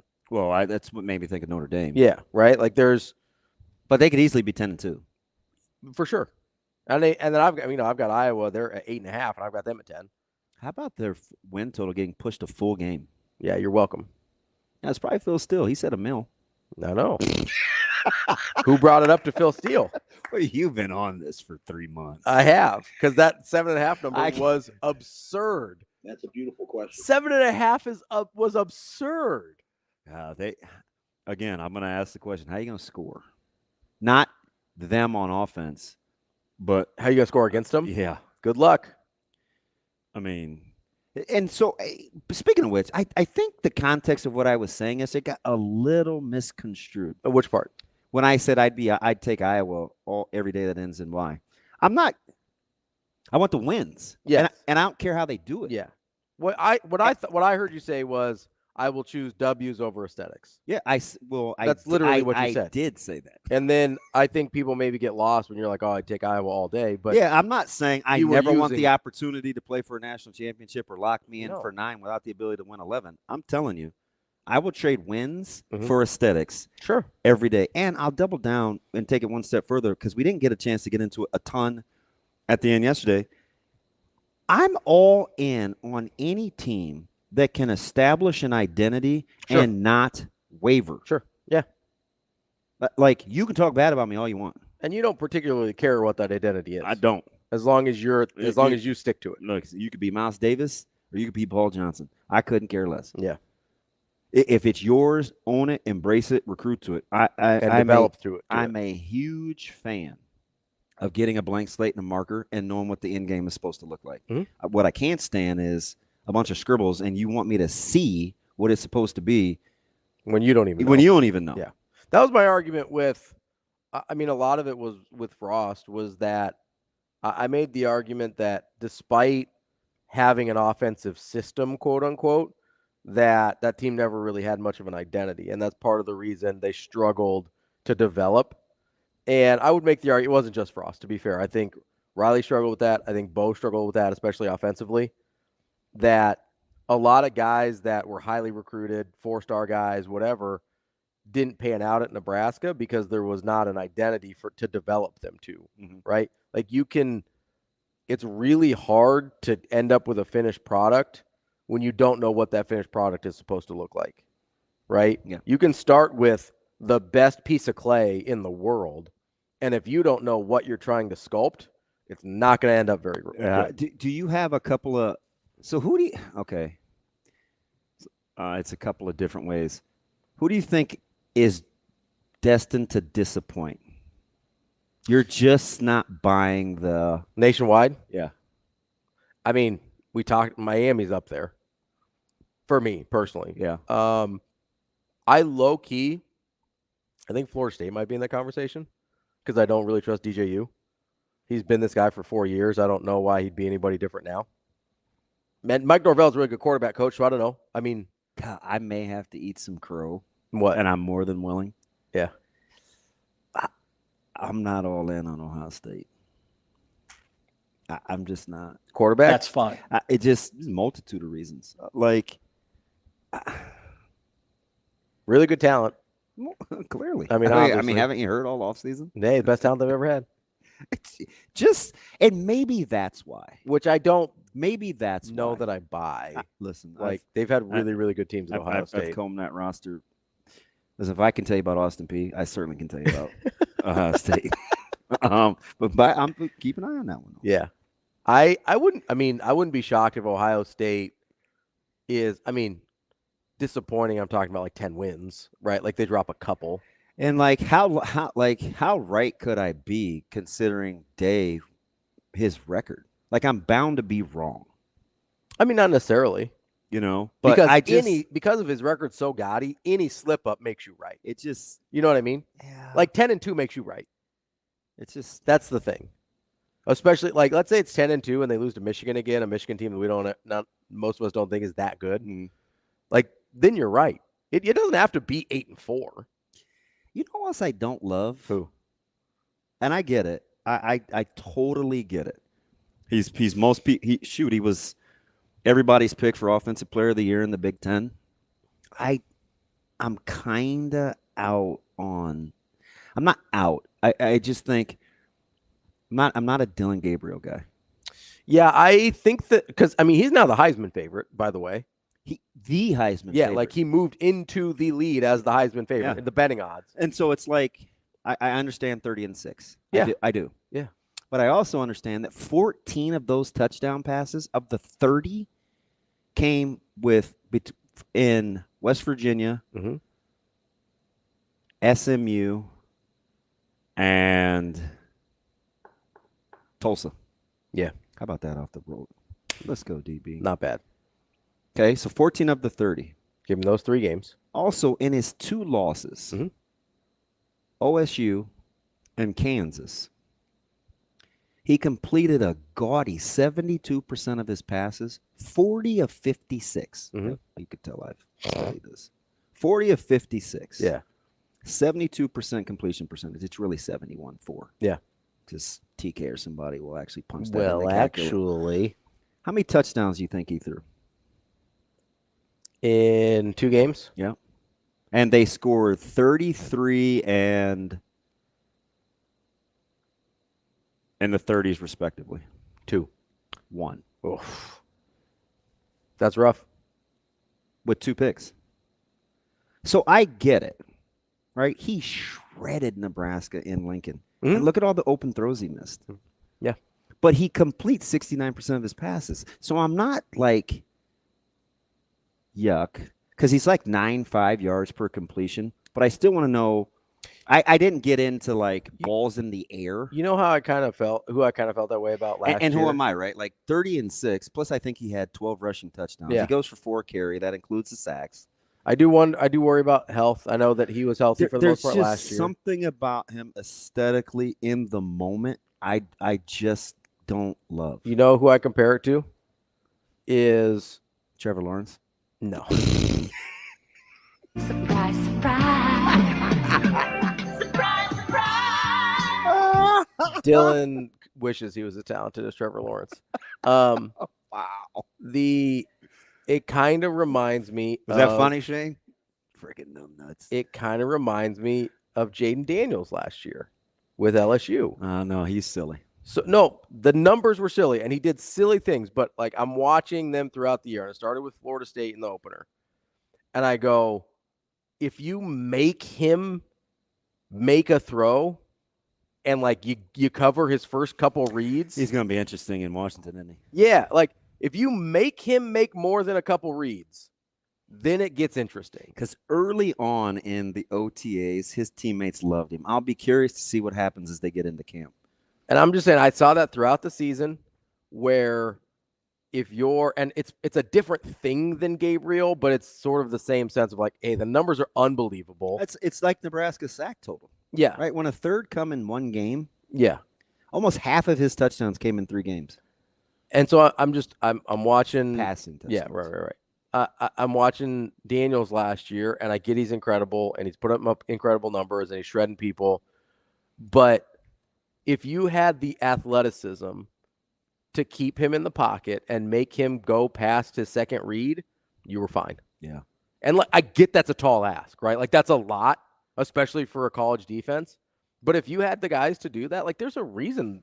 Yeah, they lost the games they did. Well, defensively they were awful, horrible, right? I get it wasn't their offense. No, I get that. I mean, they scored almost 50 against Ole Miss and lost. But that's kind of like he wasn't. Did that go to overtime? Ole Miss? Yeah, I'm not sure. Ole Miss off the top of my scored head. 55. That might have went to overtime. I'll look it up. I was talking to Brett last night, and he works with numbers. Mm-hmm. Like yield and cattle and he was screenshotting me because he was out in Elgin. So I was and I'm curious about his job. So in case I ever get kicked out of Omaha, I'm going to Central City. And I was like, golly, man, that looks intimidating. And he's like, you've dealt with worse. And I was like, have I? Because that chart looks ridiculous and it's minuscule. So I certainly would be wearing readers or cheaters or whatever. But so then we were standing out by the fence last night. We're just talking about numbers, and one of the guys looked at me and he goes, "You just have all that in your head?" And I was like, "It's kind of weird." But it's crowded. It's just stats, though. Like That's easy. I mean, you know what I mean? But I'll show you this chart that he uses. Tell me this thing isn't ridiculous. It was not overtime. 55-49 regulation. Was it regulation? Mm-hmm. Thank you for looking that up. It just seemed like a lot of points because they kept going back and forth. Yeah. Well, and Ole Miss scores 21 in the fourth quarter to win. Yeah. So can I get back to Ohio State real quick? Yes, but real quick, our guy Adam McClintock, Matrix Analytic. Oh, little closet genius. I don't think he's real closet. Like he's kind of a genius for a living. Yeah, that's good. So good. Touche. Touchy with an apostrophe. He DMs me or DMs both of us and says, Iowa's win total still not high enough. Oh, he's all in on the Hawkeyes too? His models are more ambitious on Iowa than mine. Okay, so I remember the other day on Twitter, he had, who was it that I was like, what? Oh, SC. Did you see his win total for SC? No. What's he got? High double digit. Was it 11? For SC? USC? Man, am I on drugs? No, because I don't do. Well, I could be. It depends. I have to go back. Somebody go to his Twitter account. Yeah, and he tweeted out conference model projections, and it's just models, right? He just does the data. He does the numbers. Yeah, right. It's not his opinion, but it was gaudy. I'm trying to find it. Just go to media where he uses pictures. Oh yeah, good call. Come on, man. I don't know. I'm not even that smart. I don't know how to use it. I know. Listen, so you always ask me to like fix your technology stuff, and I don't know what I'm doing. Well, you can click on media. It's a tab for Pete's sake. I know. I just don't think about it. I don't even recognize. Scroll what we're doing. faster. It was last week. Oh, you didn't tell me how long ago it was. Well, I said last week. There's a lot of gifts here. I don't even recognize what we're doing. Nobody does. I want that quarter zip he had when he was at Kansas. It was white with the Jayhawk and the chest plate. Breastplate. No big deal. You're driving me crazy. We'll find it later. Where's our win totals? Well, so this is why are you doing it like you're afraid to break the buttons? Dude. Like, why are you being so delicate? Just scroll. Well, scroll with what? Like you have a what is this thing? It's a trackpad. Is that the real name? I think that's what it's called. The trackpad. Use the goddamn trackpad. For what? Well, I'll show you. Well, what do you want me to do here? Crazy. This is scintillating radio. What do you want me? I'm trying to use the trackpad. Look, see what I'm doing? Like mine doesn't do that. Look. You're moving your fingers like you have arthritis. Look at what That's fun. What do you want me to do here? Am I not doing the exact same thing you're doing? You're killing me. I'm just going to text him. What do you do? Adam, can you DM us back and tell me how many games you had USC winning? Yeah. Why did you do that in the first place? Because you're telling me to look it up. It's going to be a miserable drive. You're like, Ravi, look it up. Well, hey, why don't you just fall asleep? You'll be fine. I would love to be a fly on the wall. Hey, car. My buddy had Elite Nutrition, Jason. I go, man, I'm dreading this drive. And he goes, just deadpan straight face. He goes, does Ravi know to just be quiet? I'm like, you know me. He's known me way too long. And who's driving? Ravi. Just put some earbuds in or something. Yeah, I got him charging. I don't like things in my ears. So, and you know what? I'm traumatized. Why? Because we got earplugs at the Orange Bowl. Oh yeah. And they were custom made, and it was like this big to do. Yeah. And they get stuck. This is the dumbest thing ever, but it's the honest to God truth. Yeah. You know why I love Daredevil? Why? Because of the '93 Orange Bowl. So we put the earplugs in. Yeah. We simulated crowd noise. I've never practiced so poorly outside of the week when I got benched against UCLA because I couldn't feel what was around me. Yeah. It's like disorienting. I couldn't run the goddamn ball. Yeah. I'm like, I'll roll the dice. On the crowd noise? Just pretend I can't hear because I couldn't feel for anything. Yeah. I'm like, how do people function that all of a sudden just lose their hearing? Like I was traumatized. So then I was much more appreciative because I was already blind. So now I was much more appreciative of the blind lawyer in Hell's Kitchen. Yeah. I'm like, shoot, man, I'm a Daredevil guy. Like, if this dude can function at a high level and like with all this, not having all his senses, like I'm all in on Daredevil. So I don't like things in my ear. Yeah. I just don't feel very aware. No, yeah, it is a little disorienting if you're not used to it. To have I don't do earplugs. I'll do earbuds if I have to for calls or whatever. But I like the over the ear headphones, kind of like these. Just I don't like having it. I think it hurts. I don't like having stuff in my ear all the time. Well, I take them off every chance I get. I don't like it either. I think I got funny shaped ears, so that might be part of the problem. Mine are baby, but I don't. For an adult, I think you got little baby ears. I have the smallest ears ever. So you're not gonna have earbuds in. I mean, I'll have one. You're not gonna sleep. No. You're not gonna talk. I mean, I will. I'm not that like. Well, your guy just said make sure I don't say anything. He's an extremist. He's also the guy that got mad at me over 12 grams of sugar. I mean, he's a little bit of a control freak. You just want me to drive 10 hours in complete silence? Please don't make it 10. I don't know how long. What is it, 9? I think it's 9. It is. So 9 hours in complete silence. If it's 10, you did something wrong. Well, we got to stop 6-7 times, and I'm just kidding. Let's go, baby. OMG. DB's gonna get out and walk. Shane, why do you want to? What? Knock it off. God, freaking bag. So I'll go. Will there be a video of this? No, you excited to spend 3 days with me? No. I mean, does it say on the car, like it says on the outside of the building, like you're entering a vehicle that's going to be recorded and do you honk crossing state lines? No. Okay. I'm not a child. Oh, my Brett does. Is that your nutritionist guy? No, that's Jason. Oh. God, do all names sound the same? I almost said something. Got us canceled. Oh, white people. Oh, white people names. No, I know Black Jason. Stop it. Jason Taylor. Well, your boy Tatum. And my barber's partner, the guy in the third seat. He spells Jason. He spells it with a Y. Except though. he just goes by J Money. So how fitting is that? I don't think anybody calls him Jason. Jason Tatum spells it with a Y. That doesn't count. Jason Whitlock. You can't. What? Definitely white. Wow. Oh, different Jason Whitlock. Wow. I was thinking about my friend Jason Whitlock, different guy. Anyway, did you get a message from Adam yet? Yeah, he actually had USC at 12. I knew it. So he says, again, not my opinion, but the model loves the defensive Dude, staff that's upgrade. crazy. Talent upgrade was enough through the portal, and they relatively soft Big Ten schedule. Offense has never been an issue. He says, if I squint, I can see it, but wouldn't be my first thought. But that's what his model tells him. Shane, I could see how the model could like what they did. I just don't trust the defense. Stop talking ever.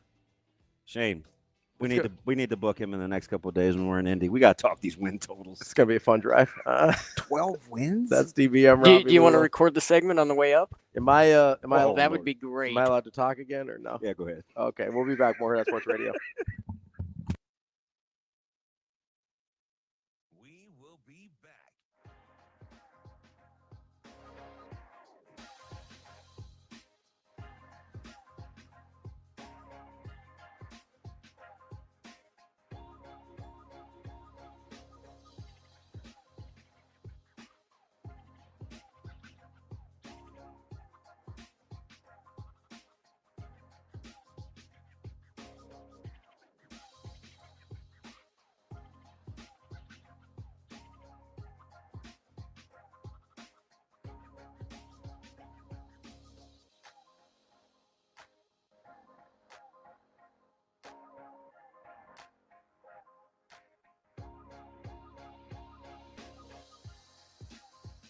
We will be back.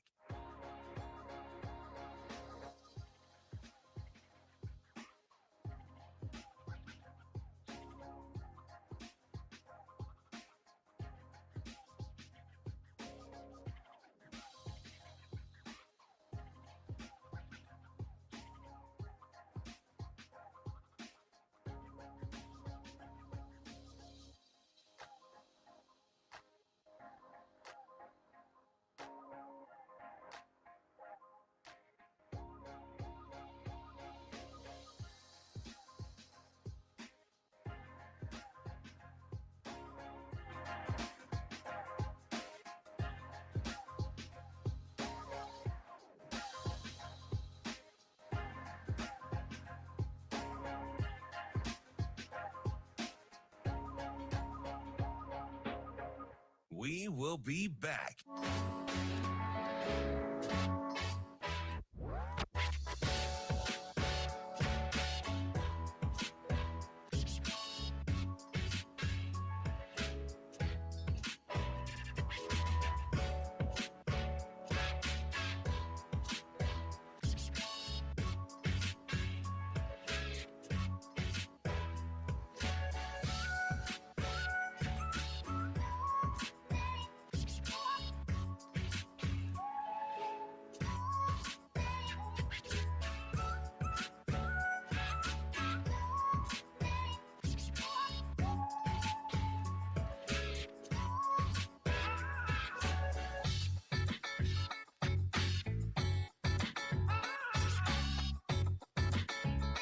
We will be back.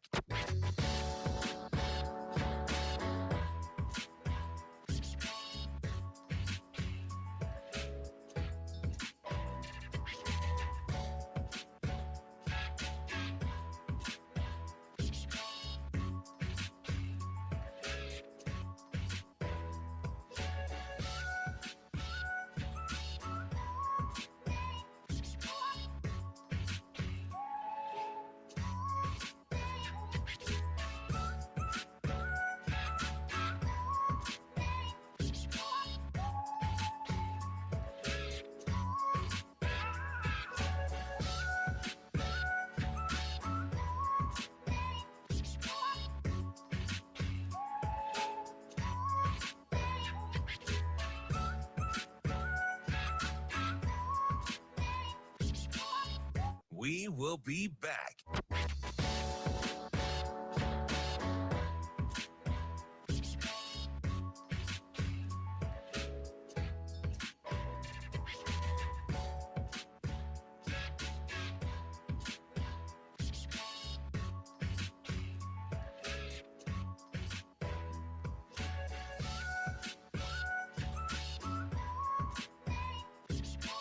We will be back.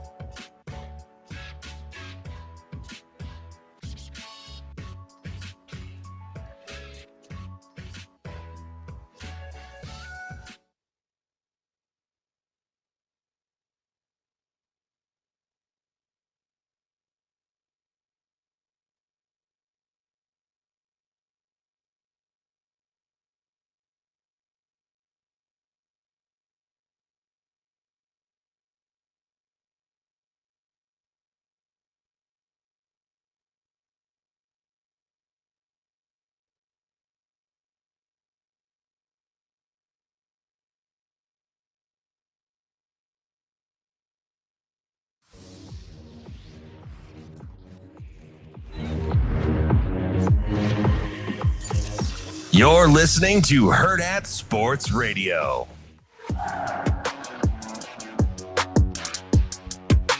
Welcome back to Hurrdat Sports Radio, AM 590, ESPN Omaha, ESPN Tri-Cities. We're live on Twitter, Facebook, YouTube. That's DB. I'm Ravi Lulla on the Pillar Exterior stage. And I got to remind you that the Hale Varsity Yearbook for football is here for 2024. Secure your pre-order today by going to hurrdatsports.com. The Hale Varsity Football Yearbook features exclusive interviews, position breakdowns, one of a kind photos. One of a kind? Well, I almost said one of a find photos, and that's not a thing. Yeah, that whole alliteration thing. You got to be careful there. And more, so you can get an inside look at the 2024 season. Go to hurrdatsports.com to pre-order your copy today through August 11th. To this day? To this day? By the way. What's up? So much for your 30-minute interview yesterday. Yeah. To this day? Yeah. It was only 50. Wow. As I talk to you every day. Yeah. And you got me off peak hours for 50 minutes. I didn't think you'd have that much to say to me after. That wasn't me. It wasn't you. It was Avery and Sasha. That's true. If it weren't for their extra questions, we'd have been closer. Why was Avery trying to make me cry in there? It was rude. I thought it was rude. They texted me those questions, and I was like, I'm not going to ask those. They did. You're a defiant son of a gun. listen here, guys. I'm glad it's not just me. Like, I have a problem. When is your birthday again? August 12th. Yeah, you're a jerk. Yeah, I'm a Leo. That's interesting. It's pretty on brand. My buddy's the 13th, and I love him. Yeah. Although he's Cobbs, yeah, he's particular too, though. I mean, you love me too. Let's be honest. You keep showing up every day. Hey, it's my brand, man. Keep showing up. And it's my brand. Be an a-hole. Dang, get Selfish. Get a T-shirt.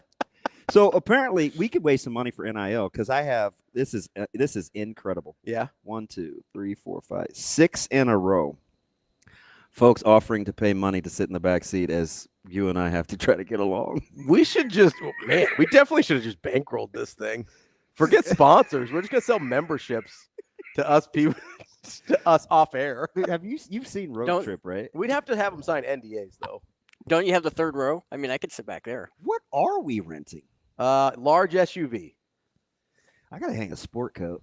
I hope that. And I didn't bring the coat jacket. You I didn't- don't know if I'll wear it. You didn't bring a garment bag? Yeah. Did I say coat jacket? Yeah, twice. God, I can't stand you.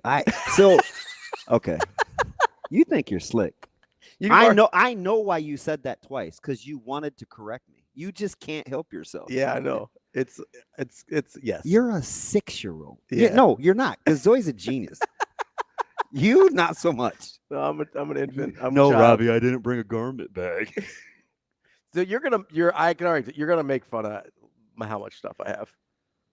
No, I'm not. I put the over-under at 2 suitcases. Yeah, I got 2. Well, so it's 1 suitcase and a garment bag. Yeah, you're ridiculous. Plus my backpack. But to be fair, I'm staying longer than you guys are. Okay. Yeah, that's right, because champagne. Yeah, and Champagne in Chicago. And it's an anniversary thing, so I had to bring nice clothes for the anniversary stuff. Do you know what today is? Not today. Friday. Friday's my anniversary. To this day. I know, you're not working with me. 5 years. Oh, so you guys aren't coming back together? Hey, so listen, Shane, what if I just brought in a random to co-host on Friday? You should. Bring in Wait, how long Timo's. is Bill traveling for? I don't know. Wait, can I ask something real quick? Sure. Was Katie on a call yesterday on the treadmill? I don't know. I'm pretty sure How would was I know? working, because she's right outside the studio where we recorded. Would you go in with your eyes closed? I didn't see that at all. Bro, you can't help but to see that when you walk out of the studio. What way'd you go? Is there a trap door? I didn't see anything. It's flickering. It's gonna be a miserable trip. I must have. Hey, how'd we miss mile marker 58? I don't know, man. I didn't see it. No, don't worry. I have the GPS on. The GPS tells me where to go. Dude, don't do the thing where it talks out loud. No, I don't. I don't like it when talking out loud because it interrupts my music. Music? Oh yeah. I'm coming 3 days off a Creed concert, baby. Oh wow. Oh my God. Oh wow. That's great. Wow. Sasha will have my back on the Creed. Wow.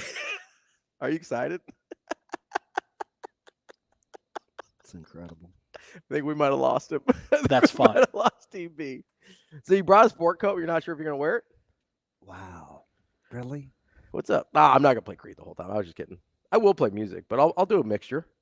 I like to accommodate the people in my car. I really do. I end up driving a lot because I don't know why. My wife calls herself a passenger princess. So How much you think a jitney would charge me? I don't know what a jitney is. It's the black people's version of Uber. What does that even mean? Northside delivery, Like what? I really got to be careful on what I say What about is- that. What is a jitney? Never mind.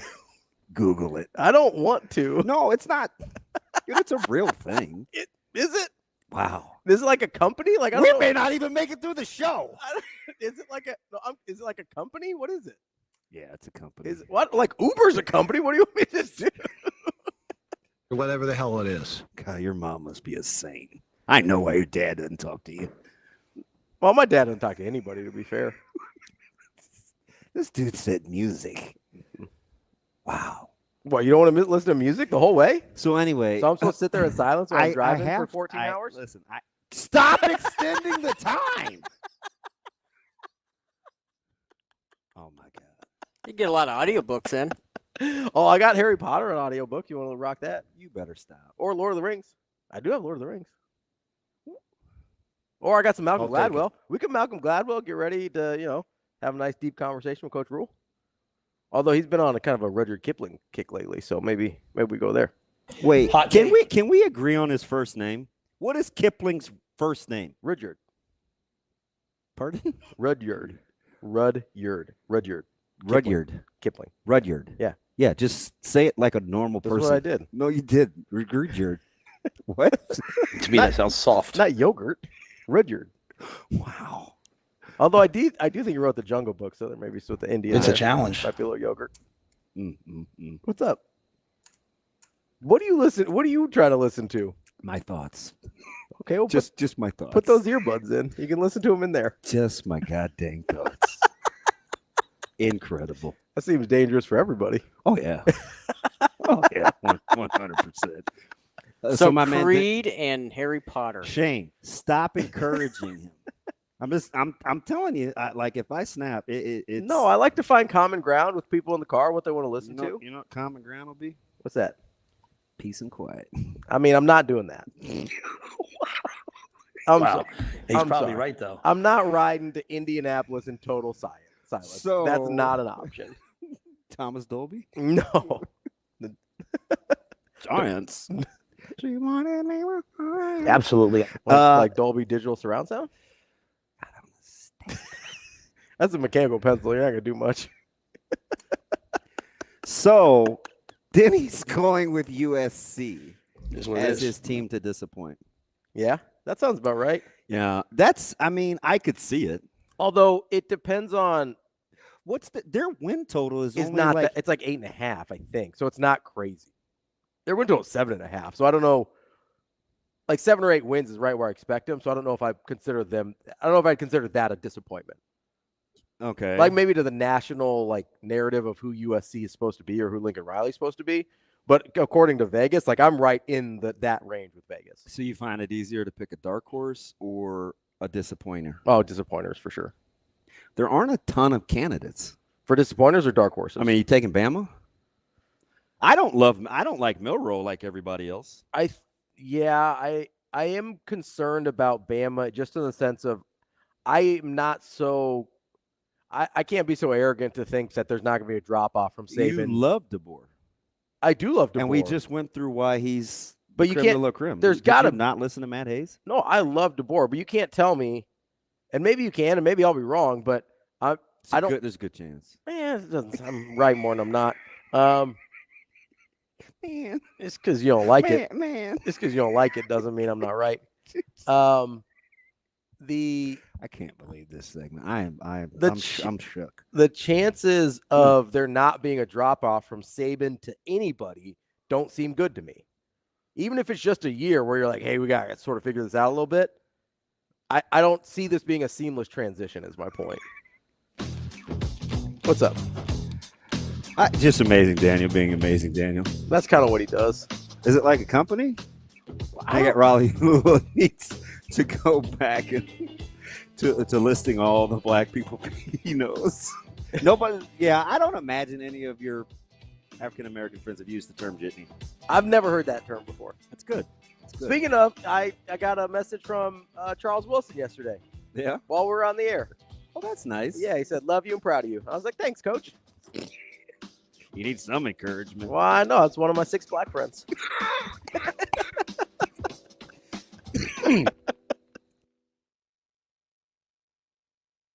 We will be back.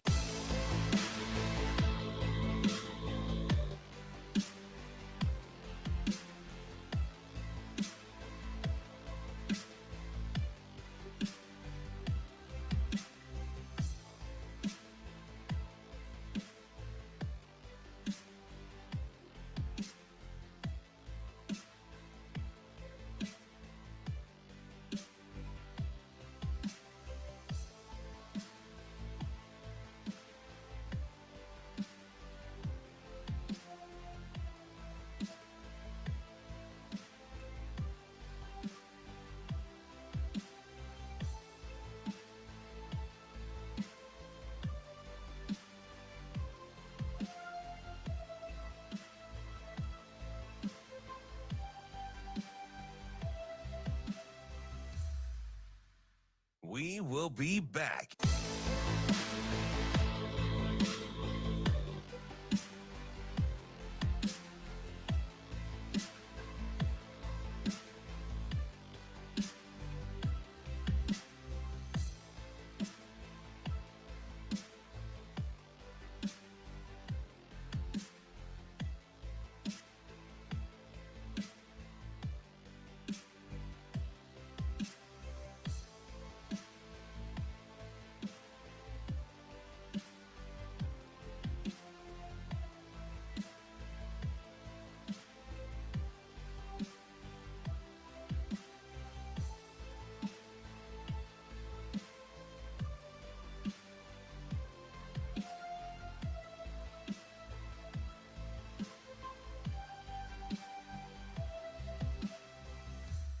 We will be back.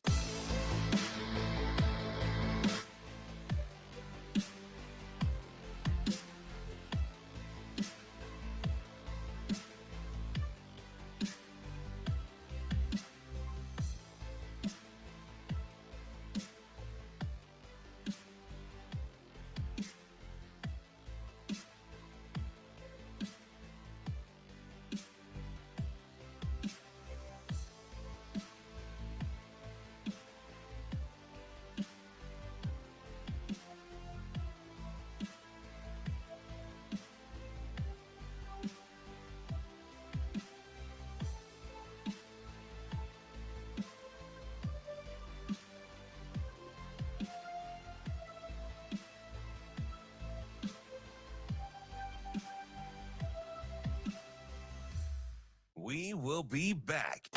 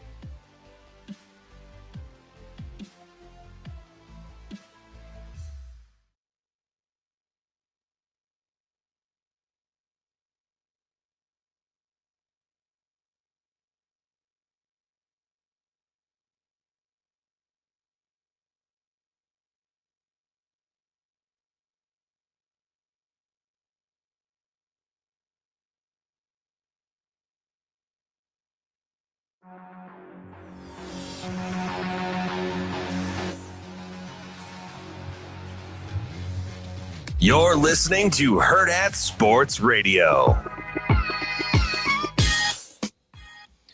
Wrapping up hour number 2 here on Hurrdat Sports Radio, AM 590, ESPN Omaha, ESPN Tri-Cities. We're live on Twitter, Facebook, YouTube. That's DB, who refuses to put his headset back on. I'm Ravi Lulla, and we are here at the Hurrdat Sports Bar and Grill. If you're going to be on the road like us today, well, at least me, DB might be bailing on me. I can't tell. If you're going to be on the road today, make sure you're wearing your seatbelt. They save lives and prevent injuries, but only if you wear them properly. Make it click. Message from the NDOT Highway Safety Office. Also, don't distract your driver, DB. So you don't have to worry about that. Just, got to make sure. You don't have to worry about that one bit. No distraction. Can you get a jitney to go that far? He just figured out what that was. Well, it's because you really weren't clear. I was extremely clear. I said driving service. But I didn't know if you meant it was a slang term for a driving service. Why or it got to be slang? Because it is not common language. Oh, Lord. That's what slang is. Okay. There's no your delivery. There's no cultural implications to the word slang. I didn't know if it was an non-official term for a driving service or if it was the name of an actual company. Yeah. But it is the name of an actual company. Would you like to tell our listeners what you said off air? Well, you're telling me, you're like, it's on wherever and it's got the number spray painted on the window. And I go, oh, so it doesn't have an app. Yeah, that would be correct. Well, it's easier if you got an app. Just, I'll let them know. Maybe something to think about. Right. Talking about increasing revenue a little bit. get more people. You're incredible. Millennials these days and Gen Zers, they don't like to make phone calls, so the app helps a lot. There's not one millennial or one Gen Zer that knows what a jitney is. Yep. No, that's true. Well, maybe it's or that wouldn't be terrified. Which ones are the ones that want to quit everything? Well, I think that's a lot of people in a lot of phases of life, but you'd be like, nope, not doing it. I don't think that's limited to certain age ranges these days. If opportunity, what we need? We need SkyMex. Yeah. Yeah. Offer a helicopter ride. I may take I would contemplate getting on a helicopter before getting excited. Not in a million years. How high do those have to fly? I don't know, but you're not going to Kobe me. That's not happening. You don't have to be so morbid. That's immediately what I think of, but with helicopters. Do they fly that far? I don't know if they fly all the way to Indy. I think it's like a couple-hour deal, usually. Right. That seems far. Because, this is my only frame of reference. Like, usually you're flying from, like, Jersey to New York, or if you're, like, Kobe lived far away from L.A. comparatively, so he would, do the little. I appreciate it if you stop using the Kobe. I don't love it either. I was very sad. I was. Kobe was my guy. Need to have a sit down with your mom, ask her what happened. I think if she knew, I think she'd tell you. I don't know, though. Sometimes it just gets away. I think it was, I was the fourth one. They kind of run out of energy at that point. Yeah, just free for all. Just parenting, it's just like we did our best. Man. My man John asked me why Coach Rule looks so uncomfortable in a suit. He hates wearing them. I love wearing suits. Wow. He's probably right, though. Suits are great. You think? Yeah. It's a good look. First of all, thank you. Ooh-wee. Boy, you're a piece of Do I need to take Coach Rule suit shopping so he can find something a little more comfortable? No, I think he's got that covered. You sure? Oh. All right. I don't think he's got that covered. I'm just saying, I have pretty good taste. How about them going down a day early? Well, you got to be ready. So that's rare. A lot of times. Sometimes they barely go in like day of. I know. Exactly. They're like in and out. Yep. That's how previous regimes have done it. Yep. They go in morning of, get out of there before day's even over. 100%. He's an ambassador for the program, though. He wants to be around. Oh, he'll hold his own. That's what I mean, though. Like I like the fact is that Denich? Is that Heather Denich? I believe so. Yeah. She is reporting live on the 4-Letter Network from Indianapolis. Do you see how they have the chairs all set up already? I didn't see that. Yeah. So if that's the case, then we should be able to we should be able to start our. Knock it off. God, gee, Christmas. You can't just say shart and not make me not expect me to laugh. I forgot. Yeah, child. Yeah. Sometimes some guys can be too cool for school. These guys. We should be able to start our show on time. I hope so. Well, look at all those chairs. They're already ready to go. They are already ready to go, but that's also almost 10 o'clock their time now. So that's well after when our show would start. Yeah, that's a good point. So I don't know. We'll see. Yeah, we should already be there. We're going to roll up, see what happens. I mean, we could have left yesterday if you wanted to. No. You didn't even want to stay 2 days, much less 3. I tried. I group text you two. I was like, so just one day at the hotel? Like, not 2. I was like, wow. It sucks. Well, so, okay, let's think about the logistics here, though. So what time's Nebraska going to be done tomorrow? I don't know, but I got to do something with the network at 4, so I think they're in the afternoon. Yeah, so I haven't even looked at the schedule yet. Right, but I mean, so let's say we're done at 5 earliest, right? Yeah. And then a 9-hour drive back here. It's okay. Starting at 5 o'clock at night. It's okay. What are we doing? Come on, man. Staying sharp. Not all. Some people sleep, DB. Yeah. I know you forget about that sometimes. I know. But like other human beings need this thing called rest. They go to bed, they sleep, they close their eyes, they wake up more than 2 hours later. Sleep. I'd say no doubt. Sleep when I'm dead. No, that's not sleeping. That's just being dead. Well, that's a different thing. You wake up from that less. I don't want to say never, but less. All right. All right. So back to Terrence Knight and the D-line. Wow. All I know is my guy Steve here has been photoshopping my face on a bunch of Creed gifs, and it's hilarious. It's incredible. He got me doing the halftime show. I just can't even believe that was your go-to. Listen, how was the concert? Never mind. it was a lot of fun. I had a good time. Nope. Yeah. Me and my guy Brandon from Jury, please disregard. It's too late. I heard it.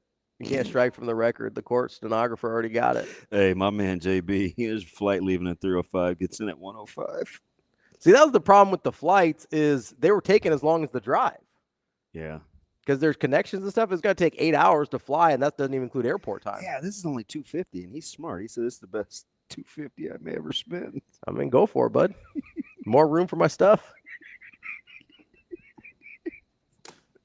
Yeah, I figure that's how you look at it. I mean, got plenty of room for my suits. I might go home, pack up more. And your music. Well, I don't know if you know now, like music's all digital. You don't have to store it physically. I don't need space for that. It's all on my phone here, DB. It's actually not even on my phone. I stream it from the internet. It's incredible. Please, sweet baby Jesus, let there be satellite. Just listen to sports talk or something. You can listen to some podcasts if you want. You want some sports podcasts? Oh, gosh. I'll say one more thing, and this you're is going probably very like, long. what, a Bill Simmons guy? I do like Bill Simmons. Of course you do. I like Ryan Russillo. Okay. Who else do I like? Joe Rogan? No. I love Rogan. I like some of his guests. I like when he's not. How long's the You trip? can say political. Yeah, I like when he's not being political and a weirdo. Like he used to do like these really cool, like he's where I found out, you know who Bob Lazar is? So he's this dude that he's an alien guy. Oh, really? Yeah, it's fascinating. If you go listen to the Joe Rogan Bob Lazar podcast. It's going to sound funny, but I like aliens. I Not do that too. I know any. No, but yeah, not personally. But although you How long's the trip going to be? Shane, if you'll knock it off. What was it, 10, 14 hours? I mean, you can get about 5-6 shows in just Dude, one even way. Google says 852. Like, don't think I didn't just So you can revisit get it like to see what 3. my options were. So you can get like 3 full shows in. that's like 1.5 Rogan podcasts. Yeah. Those things are so long. Yeah, so that'd be a pretty good time. But no, when he had cool guests and stuff, I liked him. But just when he got all weird. Dude, there's a guy walking outside our studio right now. Number one, he's yoked. Yeah, but he's just vaping his brains out. No, that's a cigar. Oh, is it? Yes. I didn't see it. You think he got put out of the vehicle? He's doing his walk of shame. Can't find his car. Well, he's obviously not doing it for health. He's smoking a cigar. It's called balance, DB. He's got the cardio and he's got the cigar. Oh, jeez. Either you crack this thing or you get cracked. It's like when you have he's going to be the latter. It's like when you have a salad and then you go get dessert, What's up? Man. I don't. You doing all right? Yeah. We haven't got to anything today. I was trying to. Well, we start out You fine. seem very hurt right now. Right? Little food takes, then a lot of sports, ACC, talk, records, and then all of a sudden you happen. I don't know what happened. TK says, "Please, Lord, help Damon Benning not delete Ravi from this earth." It's incredible the run you're on. Like I don't even understand. Like Rudyard? At least you said it halfway correct. You totally mush-mouthed it earlier, Rudyard? Listen, not all cultures pronounce words the same way we do, DB. We're going to do this thing again. We're going to keep this thing rolling. But people's names are their names. Right, and I'm pretty sure it's pronounced Rudyard.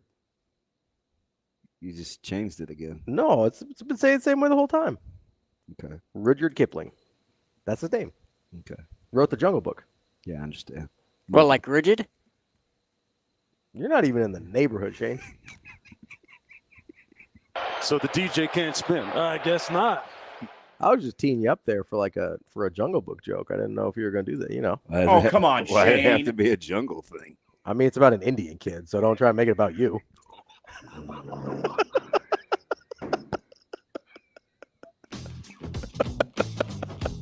I'm out.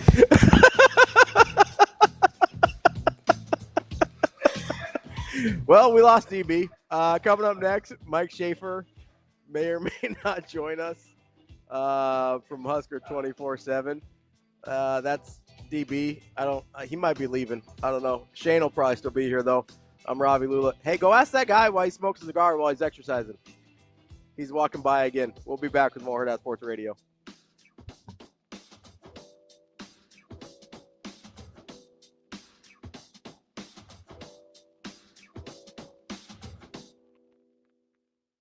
We will be back.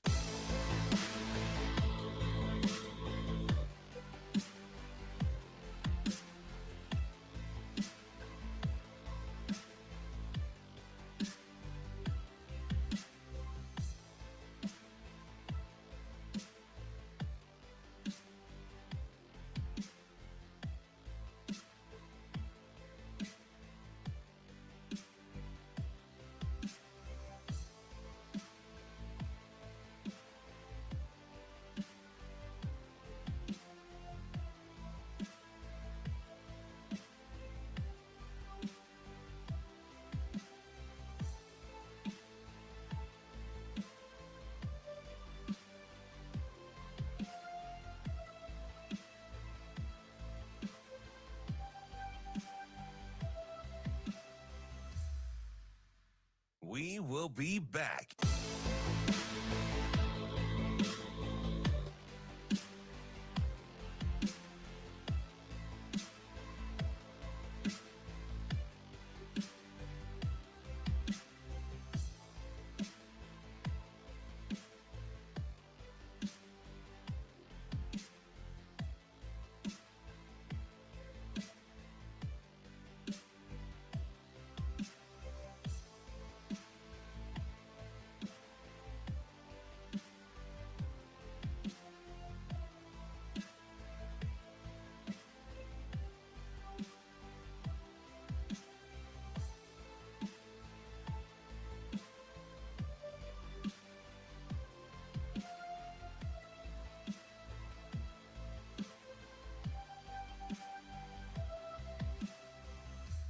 We will be back.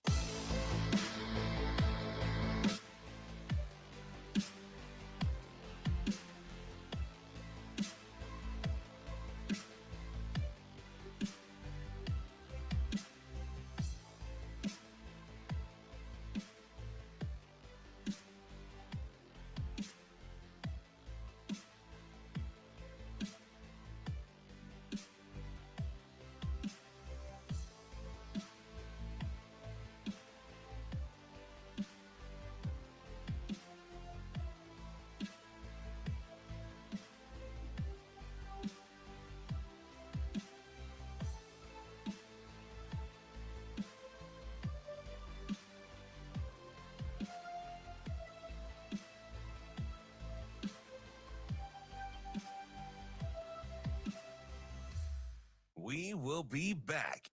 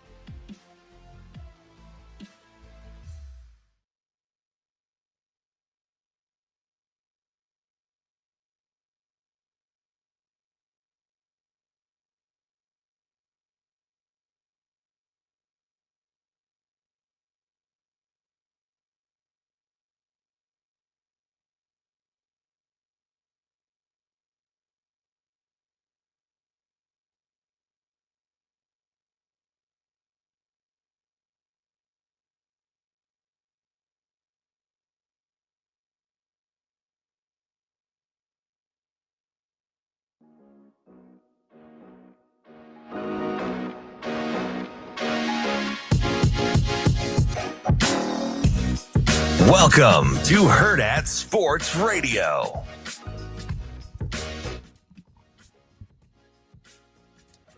Kicking off hour number 3 here on Hurrdat Sports Radio, AM 590, ESPN Omaha, ESPN Tri-Cities. We're live on Twitter, Facebook, YouTube. That's DB. I'm Ravi Lulla. We're also on KFOR for this third hour. And you're surprised as we are that we're still on the air today. But here we are as we effort one Mike J. we have for one Mike J. Schaefer from Husker 24/7. Got to tell you about our friends over at Durkin Designs. I know DB has been in contact. He's getting some work done over at his place. I need to text him. And you can get whatever you need done to make your yard the yard of your dreams. Paver patios, retaining walls, water and fire features, lighting, or if you need some cleanup and maintenance, they've got you covered. 402-779-4444. That's 402-779-4444. Give Durkin Designs a call. They have got you covered. As we wait for our friend here, Mike J. Maybe he heard the show and was just like, yeah, I can't be a part of this today. Dude, the jungle reference, though? You listen, if you're not watching on the stream, you miss a lot, okay? Because you were giving me a look. Mike's here, by the way. Like I had said something about you. And it wasn't audible, so I just made the inaudible audible for our lovely radio audience. It's great. Listen, that wasn't unprompted. That's all I'm saying. Good talk. It wasn't unprompted. And it is about an Indian kid, the Jungle Book. Good talk. His name's Mowgli. Yeah, I understand. This guy's name is Mike J. Schaefer. He's from Husker 24/7. What's up, Schaefer? Not Mackay or Malcolm. Not a ton. Not a ton. Just Mike J, how we doing? I'm good. It feels like football season starts this week. That's the general feeling. I've said it recently. I'm probably as excited for this upcoming season as anything since probably 2019 is the last time I had that sort of enthusiasm going into the year for the season and the team. Yeah, I'm ready to go. What do you got for me? How cool is it that a couple of days after they're back, camp opens? Like that's like bang bang for these guys. Yeah, it's how many practices they get before the 31st? It's always good when you're on the August side of things. No, 2. There's no 3. I don't know what they'll do on the 28th. Like you report, you got to move, number 1, because they're doing the dorm thing again. So 2 maybe, Mike J. You'd think I would know, but I try not to. I try not to like bug them about the nitty gritty. Yeah. Hey, it's kind of amazing. I forgot about the dorm thing, given that like 7,000 stories were written about that last year. Yeah. Shame on me. My retention not where it needs to be, apparently. I forget about the fact that DB has a kid on the team and should probably know their schedule. I'm just kind of like, whatever. I don't. It's not like Little League. It's not like every parent's going to get sent the schedule. I don't encroach. That's good. We appreciate the not helicopter dads. We like that. Well, it wouldn't be helicoptering because I'm always present. I just don't pry. Yeah. It's in spirit. You're not a helicopter dad. Does that make you an air traffic controller parent? Listen, you have no idea how much I wish I was in the air today as opposed to on the interstate with this yahoo. Are you going to Indy, Schaefer? I am not going. We're sending our best, not our brightest.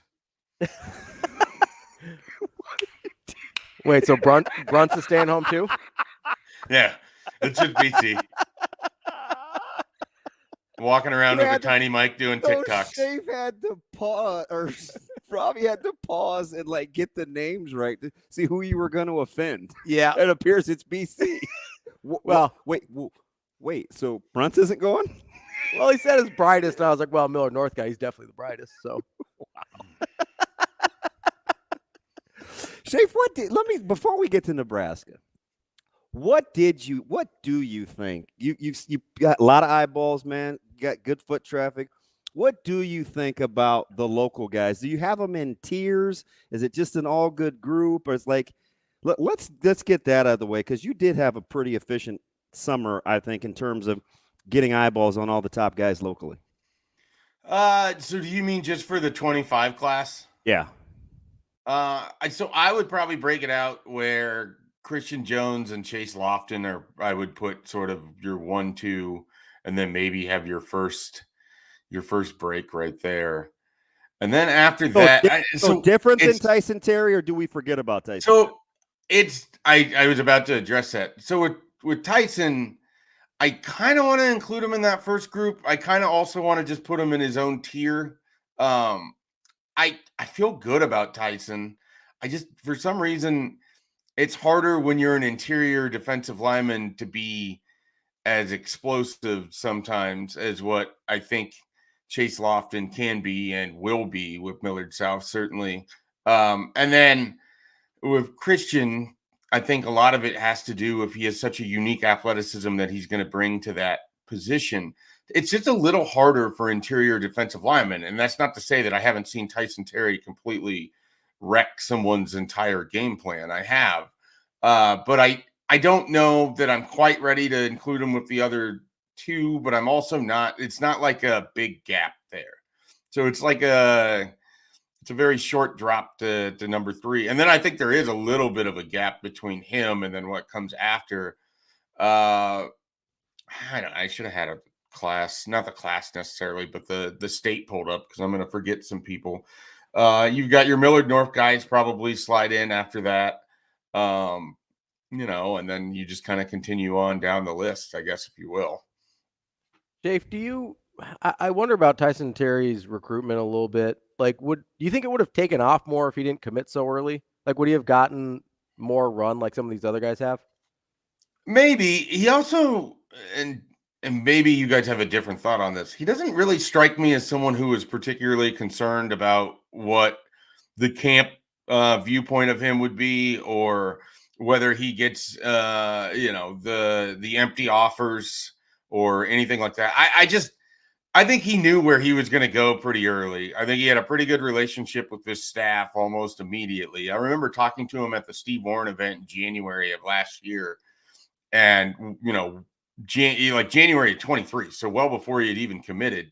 And just walking away from that, like his impression early on of that coaching staff, they had that event for the in-state kids almost right after Matt Rule got here. He seemed pretty locked in on what Nebraska wanted to do. I think the biggest thing was they initially liked him on the offensive line, and he wanted to make it known that he wanted to play defense. So once that all kind of got squared away, I never really saw him going anywhere else, and I don't think he did either. And so I don't know that there was a reason for him to hold off, or that more offers would have followed, or that he would have done camps or gone on random visits, or the things that you there's things you have to do to build your offer list. And I don't think Tyson Terry was interested in doing those things, because ultimately those offers don't really reflect what your recruitment is anyways. Yeah, it's interesting. I think with Iowa, because I think it would have been Nebraska, Iowa, and K-State, and I think it was a little different with each. Iowa was putting defensive guys in the pros, right? But he also kind of knew there was a little bit of an inkling that, hey, man, you could be an all-conference offensive lineman too. So he's like, with K-State, it was he loved the culture and, the teaching. Like it's they're good at what they do. And then, Nebraska was just Nebraska. So I think with him, it was always interesting. And I think he wanted to stay close to where his family could see him play too, which. Yeah, family was a big part of this. Huge family. And so I think that was important too. So Schaefer, as I'm going through sort of this 2025 Nebraska class here, is there, you mentioned the Millard North guys, Muber and Vermas, obviously. We forget about Rayberg a lot, who just committed to Wyoming pretty recently. Is there anybody else in the class kind of like Tyson Terry, where you're like, hey, if they had played the game a little bit more, they may have had other options? Because I always just wonder about that, because we heard a lot about it with some of the guys in last year's class, where it's like, they're not a camp guy or whatever. Oh, like Cotton, maybe? Yeah, and I just wonder, like, are there any guys that you look at and you're like, hey, the tape reflects something that their options don't currently? I just wrote about it last night, or I talked with Christian Jones briefly to kind of get a gauge as to what he was going to do in terms of this upcoming weekend, because he had talked about doing a visit somewhere, and he said he has no plans of being anywhere, and that was a Monday night. So we'll see if anything changes. But you go to write the story and you look at it, he really only has 18 offers. Like he hasn't necessarily built up like the big offer list that we've seen from the top player in the state in recent years, in part because, again, he wasn't, as a sophomore, out there politicking and campaigning to get offers or going to camps or doing these different things. I remember he had transferred over from Burke to Westside and had this quote about how he wasn't worried about anything that wasn't just learning what he was supposed to be doing at a new school. And so I just, I think for the kids in Nebraska to accumulate large offers, you sort of have to play a little bit of a game. You have to take some random visits sometimes. I don't know how, and I don't want to step on toes here, I also don't know how committable a third of these offers are, or if they're coming from actual members of the coaching staff, or if it's a recruiting staff thing, or what it is. But you'll see like Miami come in with some offers.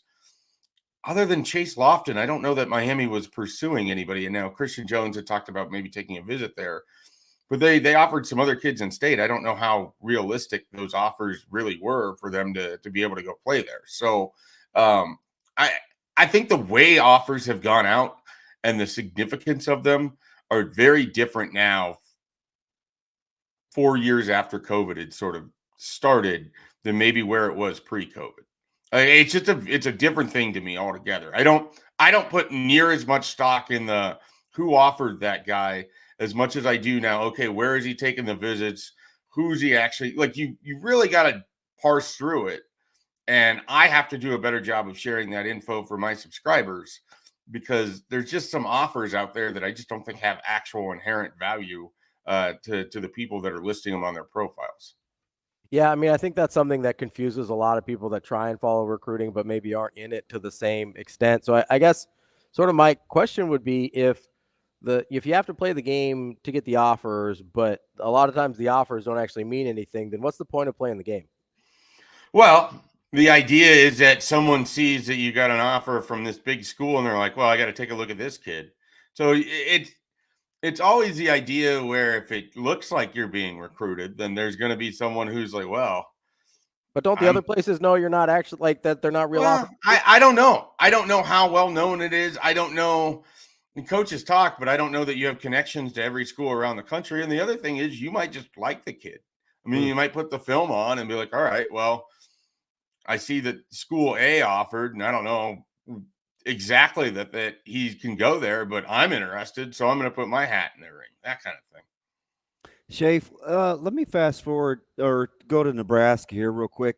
With Coach Knighton, he was on there the other day, and he brought up a couple of young defensive linemen that I think really make this thing interesting. Not only does it kind of lend credence to what you've been talking about in terms of their development and their depth, but also there may be some guys coming off the radar that at some point may be bigger players than we think, because they have the gruesome twosome in the middle already. Like, how cool is it, or not? That's not the right word. How interesting is it for you that you can have a Nash and a Ty, but then you've got a host of folks that are vying for playing time that you could actually see playing for this team along the D-line?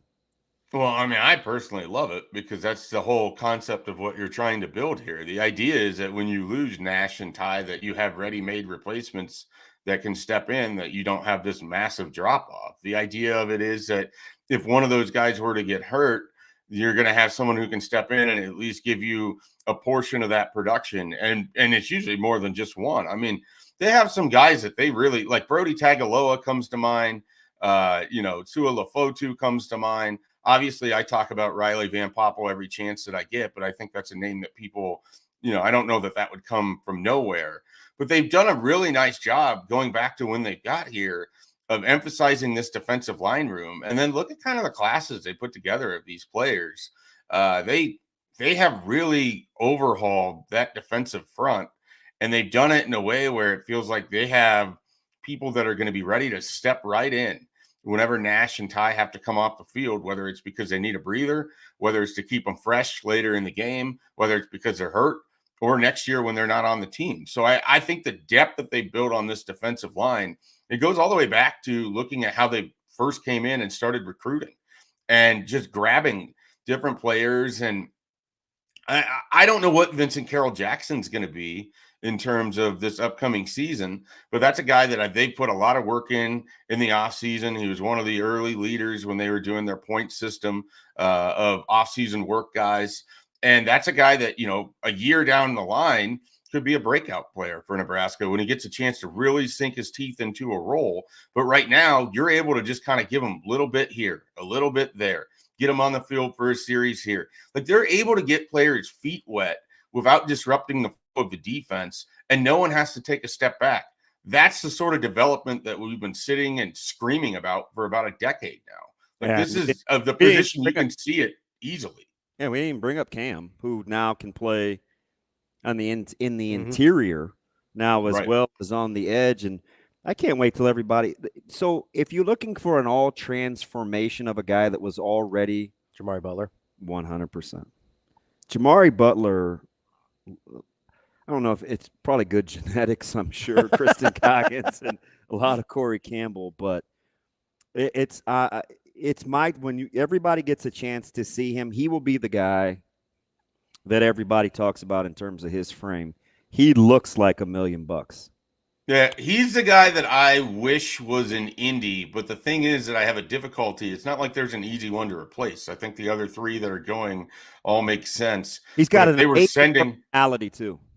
Yeah, if they were sending someone else, Jamari Butler would be the first choice that I have. I think he is a leader on that team. I think he's a leader on that defense. I think he is a good quote if you're in the media, so you're going to enjoy talking with him. Coach Rule too, like they're kind of an extension of each other.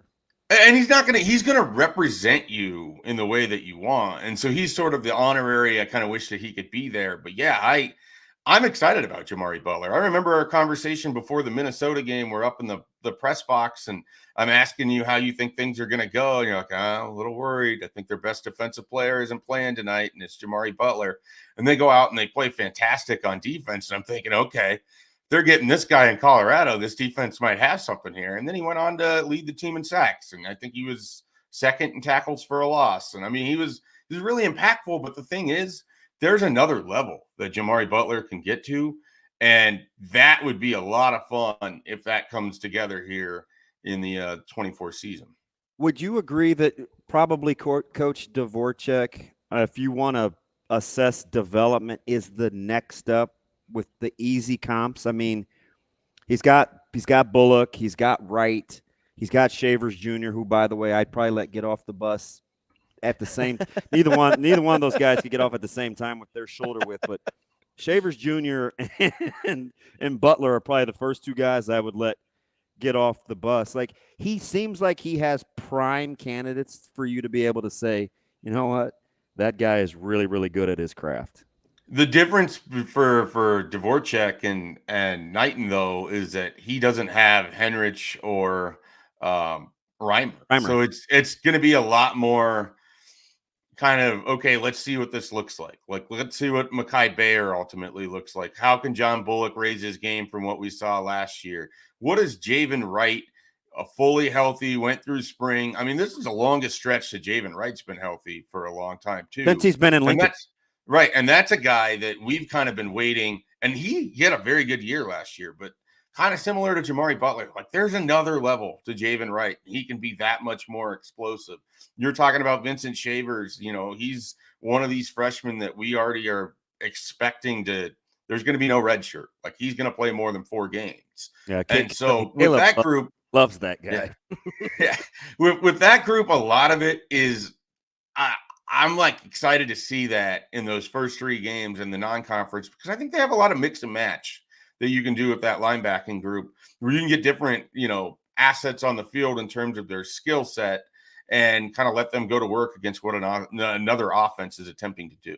Yeah, can you imagine if we got 19 in the first half against Minnesota, what we could possibly get to against UTEP this year? We feel way better about the depth now. It's incredible. Yeah, I mean, I'm looking for a lot of people to play that day. If Nebraska handles their business, that needs to be a flood the bench. Everybody gets a participation, 1 game played next to their name there. Dave, so another guy that Knighton talked about, we're talking about guys that might kind of break out like Jamari Butler. The one that he brought up specifically as kind of a game changer was Princewell.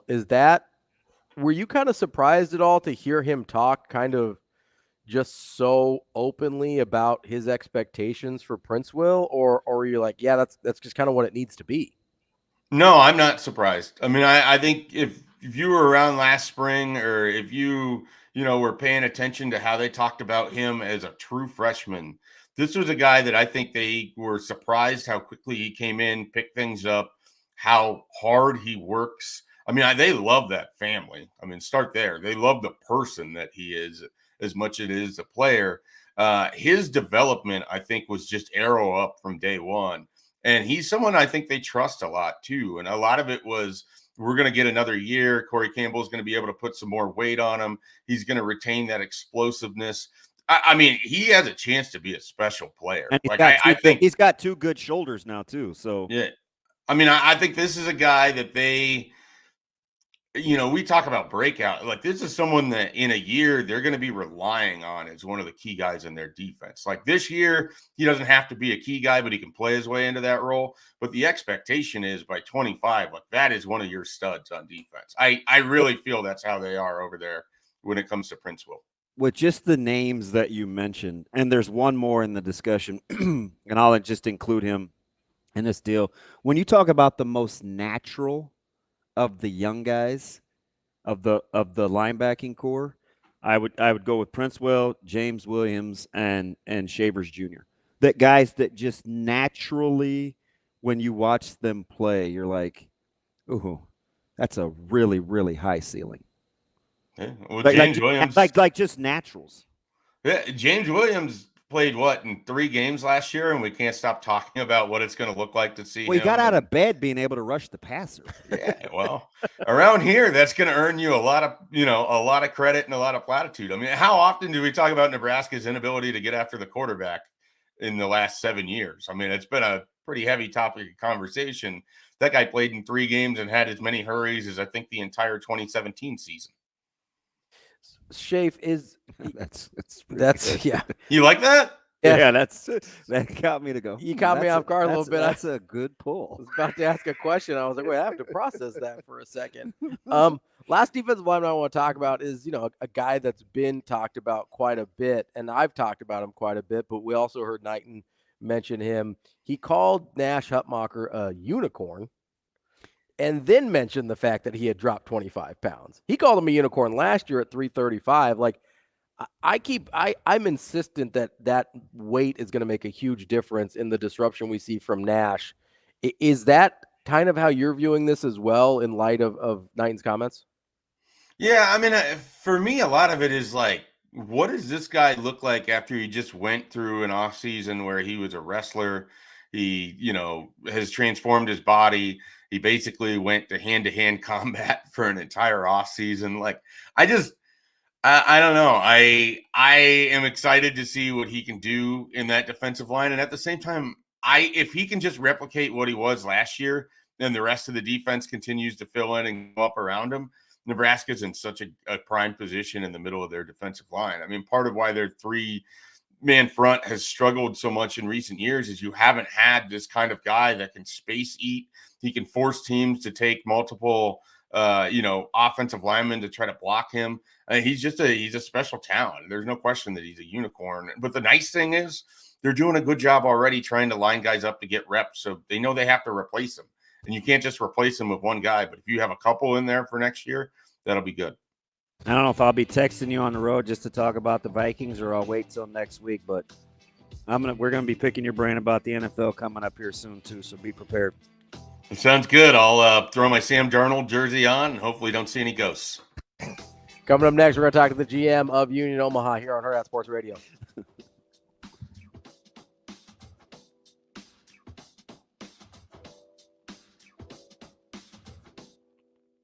We will be back.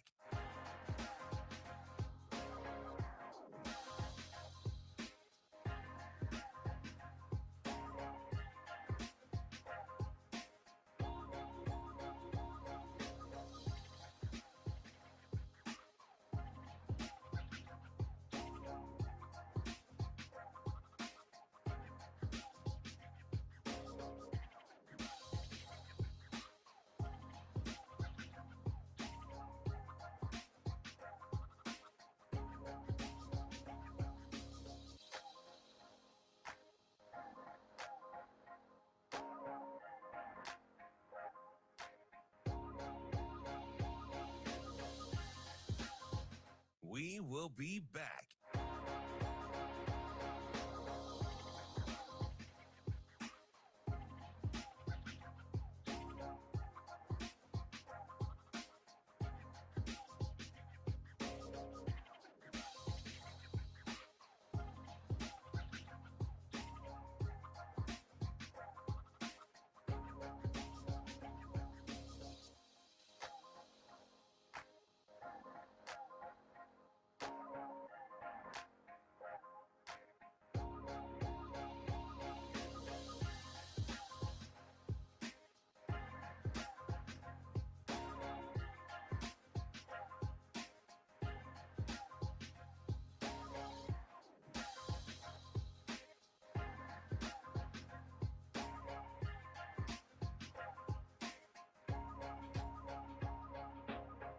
We will be back.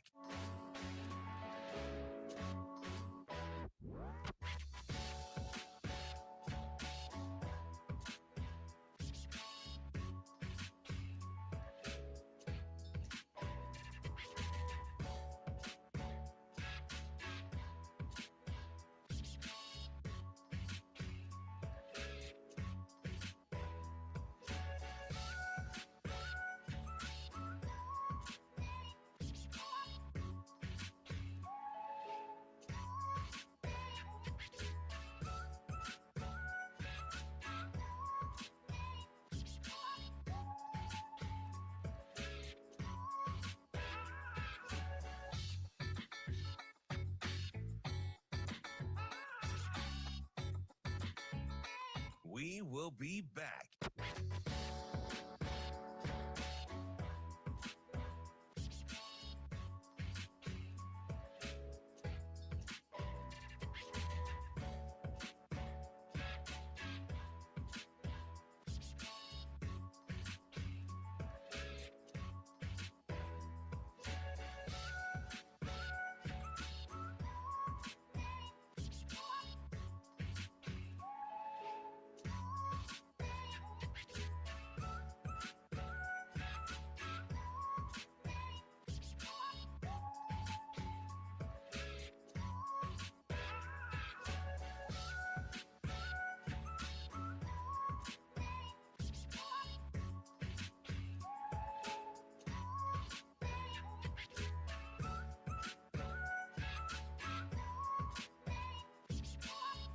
We will be back.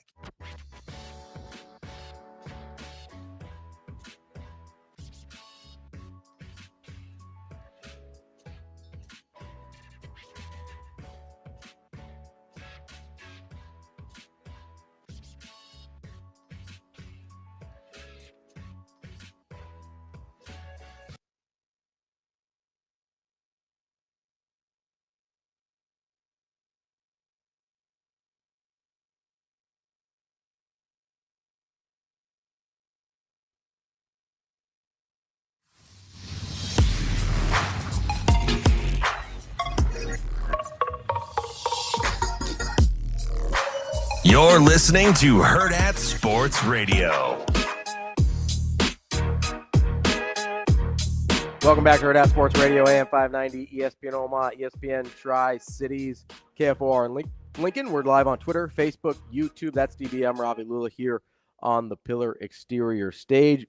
We are joined now by the General Manager of Business Operations for Union Omaha, Alexis Boulos. Alexis, how are you this morning? Good morning, guys. I'm great. I wasn't expecting you to actually see my face this morning, so apologies for not being more professional.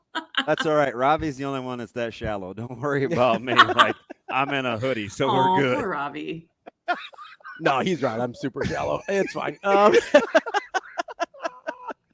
Alexis, so for people that don't know you or aren't familiar kind of with what your work with what your previous work has been, I know you've been in kind of the Omaha, Nebraska, even some national sports scene for a while. Like, how did you get to here with Union Omaha? Well, that's a really great question. So I was with the Pinnacle Bank Championship for about 8.5 years. Was part of that team in building and growing the tournament when the Korn Ferry Tour and the PGA Tour came back to Omaha. about 9 years ago. So that was kind of how that all started. I've worked with Creighton, ESPN, LPGA Tour, all kinds of fun stuff throughout the last several decades of my career to get to this place. But, Omaha is a great sports community. And so to be a part of the Pinnacle Bank Championship early on was wonderful, and to start to build that event. And you guys know, you're familiar. It's fun. It's a great part of our community. And, to have Union Omaha reach out and be excited about having me be part of their team was exciting. And Union Omaha is growing, and it's been a fun transition for sure. Yeah, you've got a ton of hardware, much more than myself, led kind of by the Truck Award, which is the epitome of excellence for what you do, because it's for operational success behind the scenes. And a lot of times folks at that level don't get the credit that they deserve. When you look at what you're doing with Union Omaha and your areas of expertise that you've already been more than proficient in, what are some of the commonalities? What are the portable things that you're using across the platforms that you've had so much success with? It's interesting because we're in a fixed stadium, which is different from building, 50,000 square feet of temporary structure, whatever it is, in 30 days. But I would say, relationships are the main piece. Omaha is a wonderful community. So building those relationships with all of our vendors and our partners and our sponsors, nonprofit partners. So building those community relationships has been important. And I'm from Omaha, born and raised here, left for quite some time and came back to raise my kids. But I would say relationships is a huge piece, but also just the team building. It's different because I now have a team and a staff of people that I work with year round. And the players are here, which is different than with the PGA Tour because they kind of drop out of the sky. But it's been interesting to have some of those same similarities, the PGA Tour and USL One, those parent organizations that we work so closely with and do marketing and planning and all of those things. So while the actual game of soccer is something that I am not as familiar with, but a lot of those things go hand in hand together and have so many similarities and commonalities. It's been great. Alexis, you mentioned from here originally. We don't need to tell DB that you're. I already know it's a West Side thing. Yeah. Mr. Miller North, let's go. Don't need to talk about that part. But you're from Omaha originally. You left. You came back. How cool is it just to be working in professional sports in your hometown? It's extremely cool. And my kids who go to West Side, by the way, think it's really cool. I know it's a weird thing.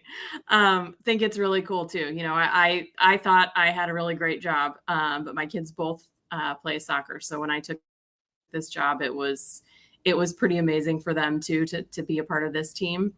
Omaha is a sports town, whether it's collegiate or professional, it doesn't matter. I mean, we're super excited. Saturday night, we have Women in Sports Night. Supernovas are going to come out. The Fierce, which is the new U21 soccer team for women, is going to come out.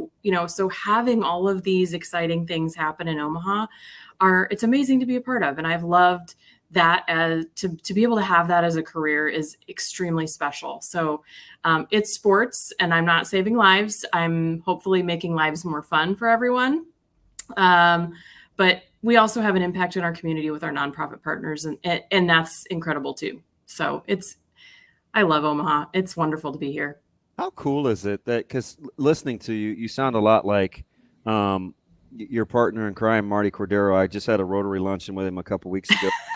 The way that it just gushes over the community and his ability he always wants to give back, and his self-awareness in terms of his community involvement has to be pretty fun to work with somebody that is as like-minded with a common goal at the end, right? Like you guys both see a similar light at the end of the tunnel.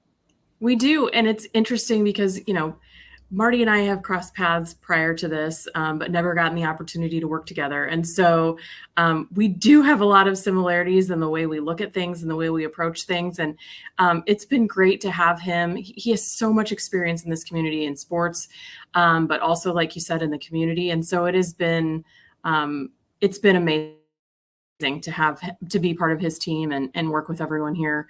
The Storm Chasers are an amazing organization, and to be able to work hand in hand with everybody in both offices is wonderful. And we wouldn't be here without our community. We go out on the pitch and we have extreme success on the field, but we need those members of our community, our fans, our supporters to be there with us. Otherwise, we have nothing. We're talking with Alexis Boulos. She's the general manager of business operations for Union Omaha. So that's a big title. What does that look like on, like, I know day-to-day operations in sports is crazy, but like, what does that look like? What do you do for Union Omaha? It's a whole lot. We've got, the marketing team as we're working on promotions for in-game promotions. We're working on those relationships with the community organizations and making sure that people know who we are and what we do in the community. There's a lot of people that don't know that Union Omaha exists. And so how do we get that word out? So we're doing a lot of that, a lot of behind the scenes planning match to match, but also, reaching out to community organizations and finding out how we can reach more bodies and more people to get those bodies in the stands. The other thing is I'm really enjoying learning the operational side of soccer. I didn't come from soccer, and so I'm learning. Oh, I think we might have lost her. I'm not sure what happened there. That time we can't blame Shane. Yeah, well, I mean, we still can. Don't blame Shane. But that was Alexis Boulos. She is the general manager of business operations for Union Omaha. Really good stuff from her. It's got to be pretty cool too to be moving into the new digs. Oh yeah, from a marketing standpoint too. That's a huge deal for them. And I mean, just to have a dedicated stadium at the USL level is a pretty big deal. So that's super cool for them. I've been out to a couple games. I've been out to Werner, and then I went out to UNO when they were playing Sporting KC. You had to leave your Sporting KC gear in the closet and don the owl gear. I'm not a Sporting KC guy. Is that too low hanging fruit because they're close or what? Like, No, I don't. I honestly, I don't have an MLS club. I'm sorry, Mr. EPL. It's like I'm a Liverpool guy, but it's all right. Of course you are. What does that mean? What? What is it? What, you want me to root for Tottenham? I don't think people think of Liverpool as like particularly posh, as they say across the pond. Posh? Yeah. You mean when you're not in your linen pants and deck shoes?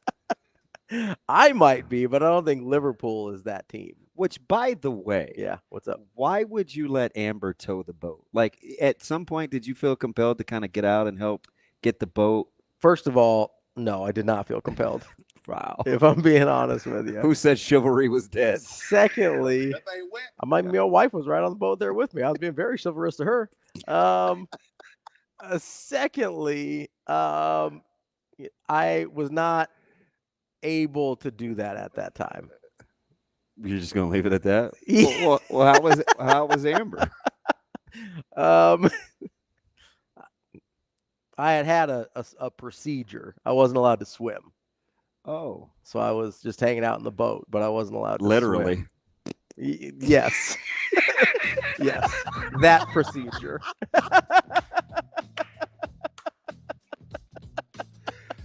Oh, no swimming for you. That's the idea. Wow, he's go all willy-nilly now. Really? Willy-nilly? Is that what we're doing? Oh, okay, Jungle Book.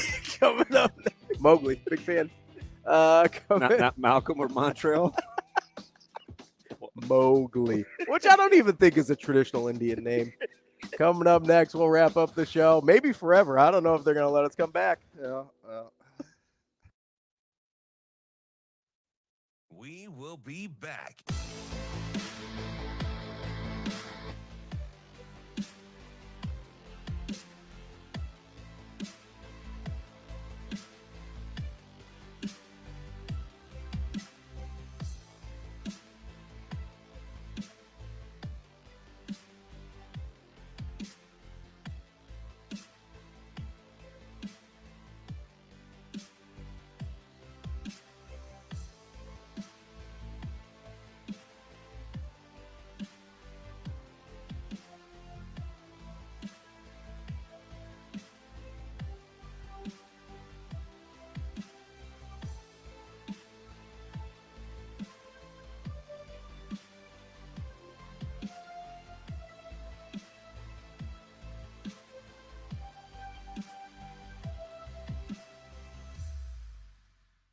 We will be back.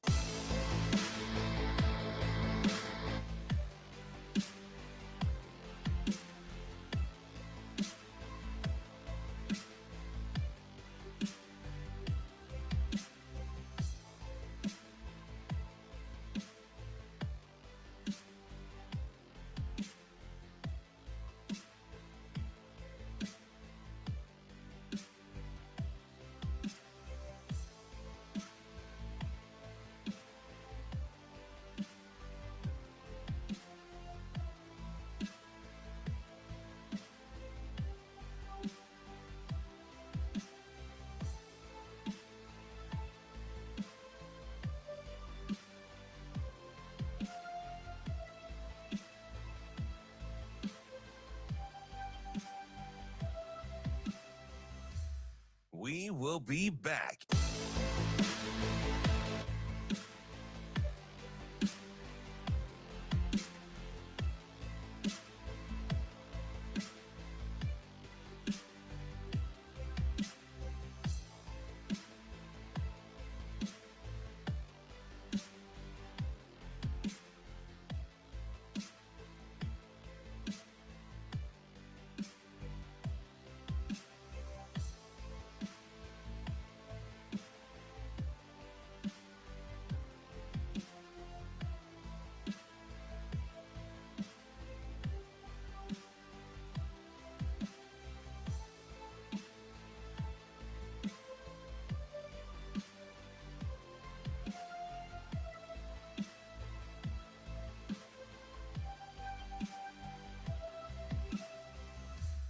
We will be back.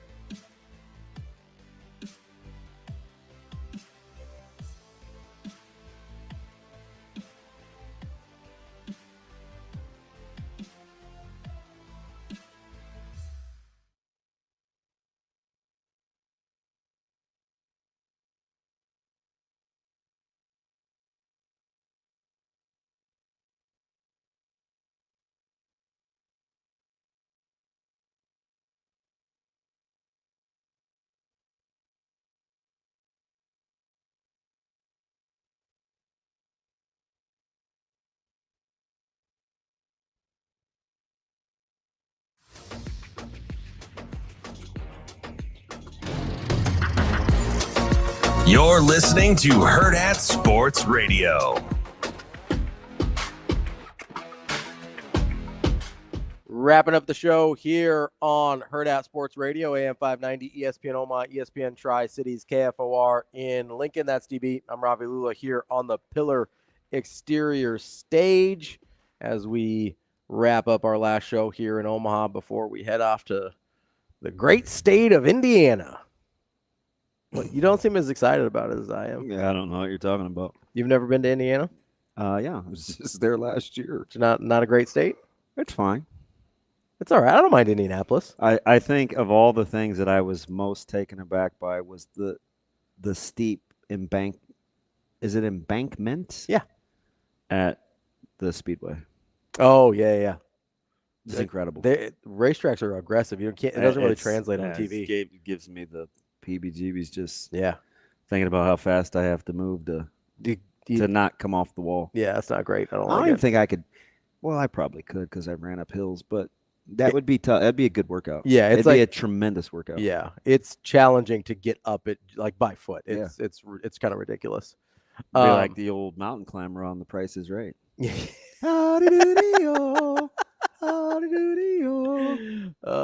was my game, man. Dude. I loved The Price is Right. Me too. It was my jam. Yeah. I was a big Plinko guy though. So who would be kicked off the air first? Richard Dawson or Bob Barker in 2024? Oh, definitely Richard Dawson. Bob didn't too much kissing. Yeah, Bob didn't kiss anybody. Yeah, he's a groper though. You can't do that. Hey, here's Alice to spin the wheel. It's kind of creepy. That's not great. Don't think you could do that. The kissing is more like obvious in your face, but if you caught the groping, then that's pretty bad. I don't know. So I mean, it's tough sledding. It's 6 1, half dozen the other. Like, not great either way. The mountain climber though, iconic. Yeah, that and Plinko wasn't my thing. People loved that game. I don't know. Mine was because when I was a kid, I found it like mesmerizing. So that's what. It's not that it's a great game. It's what you just moved your head while the chips I was just were like, dropping. I was like, oh, is it gonna make it? Is it gonna make it? Ding, ding, ding, ding, ding, ding. Yeah, maybe I scrambled my brain a little bit. Maybe that's part of the problem. Now that I'm older, I know it's probably like the claw game where it's just built to. You have the two little options where you can possibly hit big money. Other than that, it's like you'd be like Joe Dirt, like spray painting with Pam, so you couldn't like throw the things in the dish. Yeah, I mean, listen, it's set up. It's like a casino. It's set up for the house to win. Boom, boom, boom, boom, boom. But I also really enjoyed like the showcase showdowns when somebody would win both of them because they guessed it so close. My favorite was probably pressure luck, or I was a big card sharks. Higher. I liked the putting game too. The one on the Prices Right. Yeah, I liked when they would. There's one of those in the studio at the radio network. Yeah, I like it because you have to be pretty. You have to not be very good with a putter in your hand to miss. Oh, okay. And it's pretty forgiving. Sure, that's pretty PC. And nothing. It's fine. And the ball returns. Oh yeah, so the ones with the ball return. Yeah, nice. I just work on my putting stroke. So the first 30 times I saw Sharpie make it, I'm like, this guy's. Everybody says he's a good golfer. Yeah, but then I was like, it's harder to miss than to not. Yeah, it's kind of like funnels in toward the hole a little bit. Although I'm sure he's a good golfer. Oh yeah, for sure. Well, you never know. I used to be pretty good. Unless you go out there with him, I don't know. Yeah. Never seen it. Yeah, I don't know if he probably couldn't stand to be around. It's bad enough for a 3-hour game. I think 18 holes maybe about. Yeah, pregame, post game. So he could probably stand you for like 9. He only comes in and cracks a couple of jokes during so he's the boss, so he sets the TVs. Yeah. And he'll make a joke or two because inevitably our open will be longer and we'll stress out our producer. Sure. He'll crack a couple funnies and then he gets in and gets out. Is Benny Mack doing anything with you on football this year? Yeah, so we're the pregame guys. Okay, that's what I thought. So he's my 4-hour. He truly, for a guy that's younger than me, is my babysitter, and he's hilarious. I met his sister-in-law. Really? Yeah. So I actually knew her from high school. Millenor, shout out. Always. So I'm taking. He needs to put you on payroll. Listen, I'm repping the brand. So I do tennis lessons, right? Yeah. So this girl I went to high school with just randomly like walks in and is doing tennis lessons at the same time I am. Across the street from your house? Yeah. And so I was like trying to place her, and then like everybody introduced themselves, and I was like, I know exactly who that is. So I went over and talked to her. She was really good friends with one of my really good friends' girlfriends. So there was like some overlap, but we weren't super close or anything. But so I'm talking to her yesterday at tennis, and she asked me what I do, and I'm like, yeah, I do sports talk, whatever. She's like, I think my brother-in-law does something like that for the university. I go, oh, what's his name? She goes, Ben McLaughlin. And I was like, I know Ben. I was like, kind of. I was like, my co-host really knows Ben. Yeah. Well, I was like, man, that's Shane. By the way, with small world. By the way, with Adam McClintock, let's get Benny Mack too. Yeah, always talk to Benny Mack. Yeah, he's good, man. And we have some basketball catching up to do. Yeah, good-natured dude. But I was like, man, small world. Yeah, you can ask him Hornets questions. Is he a big Hornets guy? Yeah. I still don't really know why. Yeah, what's the connection other than being a glutton for punishment? Was it just like the starters jackets were that sick in the 90s and he just couldn't help himself? That's what it is. Because I get it, man. I mean, that's why I like Florida State. Those gold helmets really spoke to me. Yeah, so he was Ravi before Ravi because he fixed any computer thing that was wrong. Yeah. He fixed. I don't actually fix them. He did my tweet deck. You just asked me to fix them, and I'm like, DB, I don't know. One time my phone was acting up, and he It took him like 30 minutes. I felt awful at the end. But once he got going, he was bound and determined to fix it. He gave it back to me. It was like brand new. You know what? I was like, wow, you were fantastic. Wouldn't happen if you had an iPhone. Okay. I talked about that. And hammer fixes everything, by the way. A hammer? Yeah. I don't think you want to hammer your phone there, Shane. Nah, That's I'm a just bad saying. idea. God, I feel like I should have packed one of those. A hammer? Yeah. What you going to use that for? Oh, in case there's any crooked pictures in the hotel room or something I need to straighten out. I don't know. Hey, guys, you need to search his bag. He's carrying some stuff. Watch it. What is that? I actually am. Is How that about a flashlight? How about that beauty? What on earth is that for? I don't know. Never know. In case you got to like cut up your pork rinds or what? No. Don't those look fantastic? What'd you call them? Cracklins? Yeah. Is that's like the extra done version? Oh, they're like extra crispy? Oh, yeah. Either you crack this thing or you get cracked. You're gonna be sitting out there and just I won't open the car though. reading your Phil Steele and chilling in the hotel room. Yeah, I don't like my corners messed up, so I have to carry it. Yeah, I put it in the backpack like a heathen. Just toss it in there. Yeah, you strike me as uncouth. I mean, you fake the funk with the boat and the yacht shoes and all that, but I know not very civil. Well, it depends on what you mean and who you are. Yeah. Those Chips Ahoy and Nilla wafers treating you. Well, I only got to the Nilla wafers today. I might try and get some Chips Ahoy. Although I might have to when you're recording betting bites, I might have to run to the gas station real quick, make sure I got some snackies. You're a child. Well, no, it's a health issue. Well, you can eat the beef stick. That's not going to help if I have a low blood sugar. There's no sugar in there. I know. It literally says 0 sugar. Yeah. Right on the package there. Grass fed too, so you have to give up a little of the texture. 0 sugar. No, I understand. That's kind of how I roll. So if I need sugar, that's a problem. It doesn't help me that much. Sorry, Jason. You heard me say that out loud. Yeah, he rolled his eyes at me. You can use sugar, DB. That's what he said. That's how he said it. The eye is incredible. Full disclosure, I have had that same conversation with people when I was doing strength and conditioning and stuff like that. I'm like, you actually need some carbs every once in a while, but who needs ATP? It's like the whole way the body works. Who needs energy to build muscles? What is that? I don't understand. What do you mean? First of all, that's not how I talk. All right, let's just nip that in the bud. Okay, that'll be good. That'll be great. That wasn't you. That was just a general. Hey, so do you want to do breakout players tomorrow morning? Yeah, let's do breakout players maybe. I've got some questions about this 105 roster limit that seems like it's going to get, ratified on Friday or by the end of the week. There may be a stay of execution. We'll see. Yeah, and I mean, there's some natural conclusions to this if we follow it logically that I think people haven't thought about yet, or they just don't care. I'm not sure which. And stop letting small schools make decisions for bigger schools. Yeah, it's different. Like it's just different. It's not D2, not D3. Yeah, like that doesn't you have to make decisions for each division that make sense for that division. Does that make sense? Oh, I mean, probably because there's really almost nothing in common between a D3 school and Nebraska. Besides a city, Nebraska Wesleyan and Nebraska don't why share would you think it would be a anything. good idea to have smaller numbers in camp? I don't know. I mean, I would be curious to hear the rationale. I think you have unlimited staffs, but you're going to limit the players. It doesn't make any sense. Not a darn bit of it.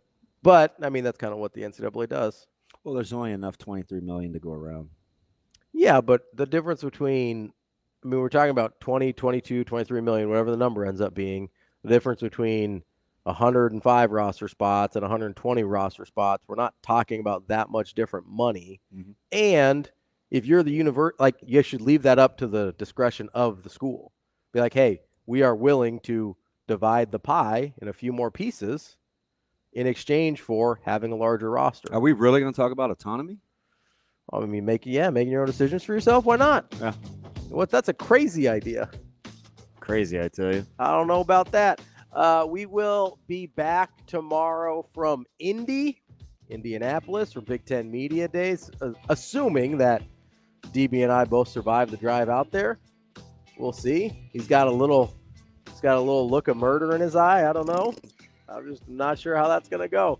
That's DB. I'm Ravi Lulla. This has been Hurrdat Sports Radio. We'll be back from Big Ten Media Days tomorrow.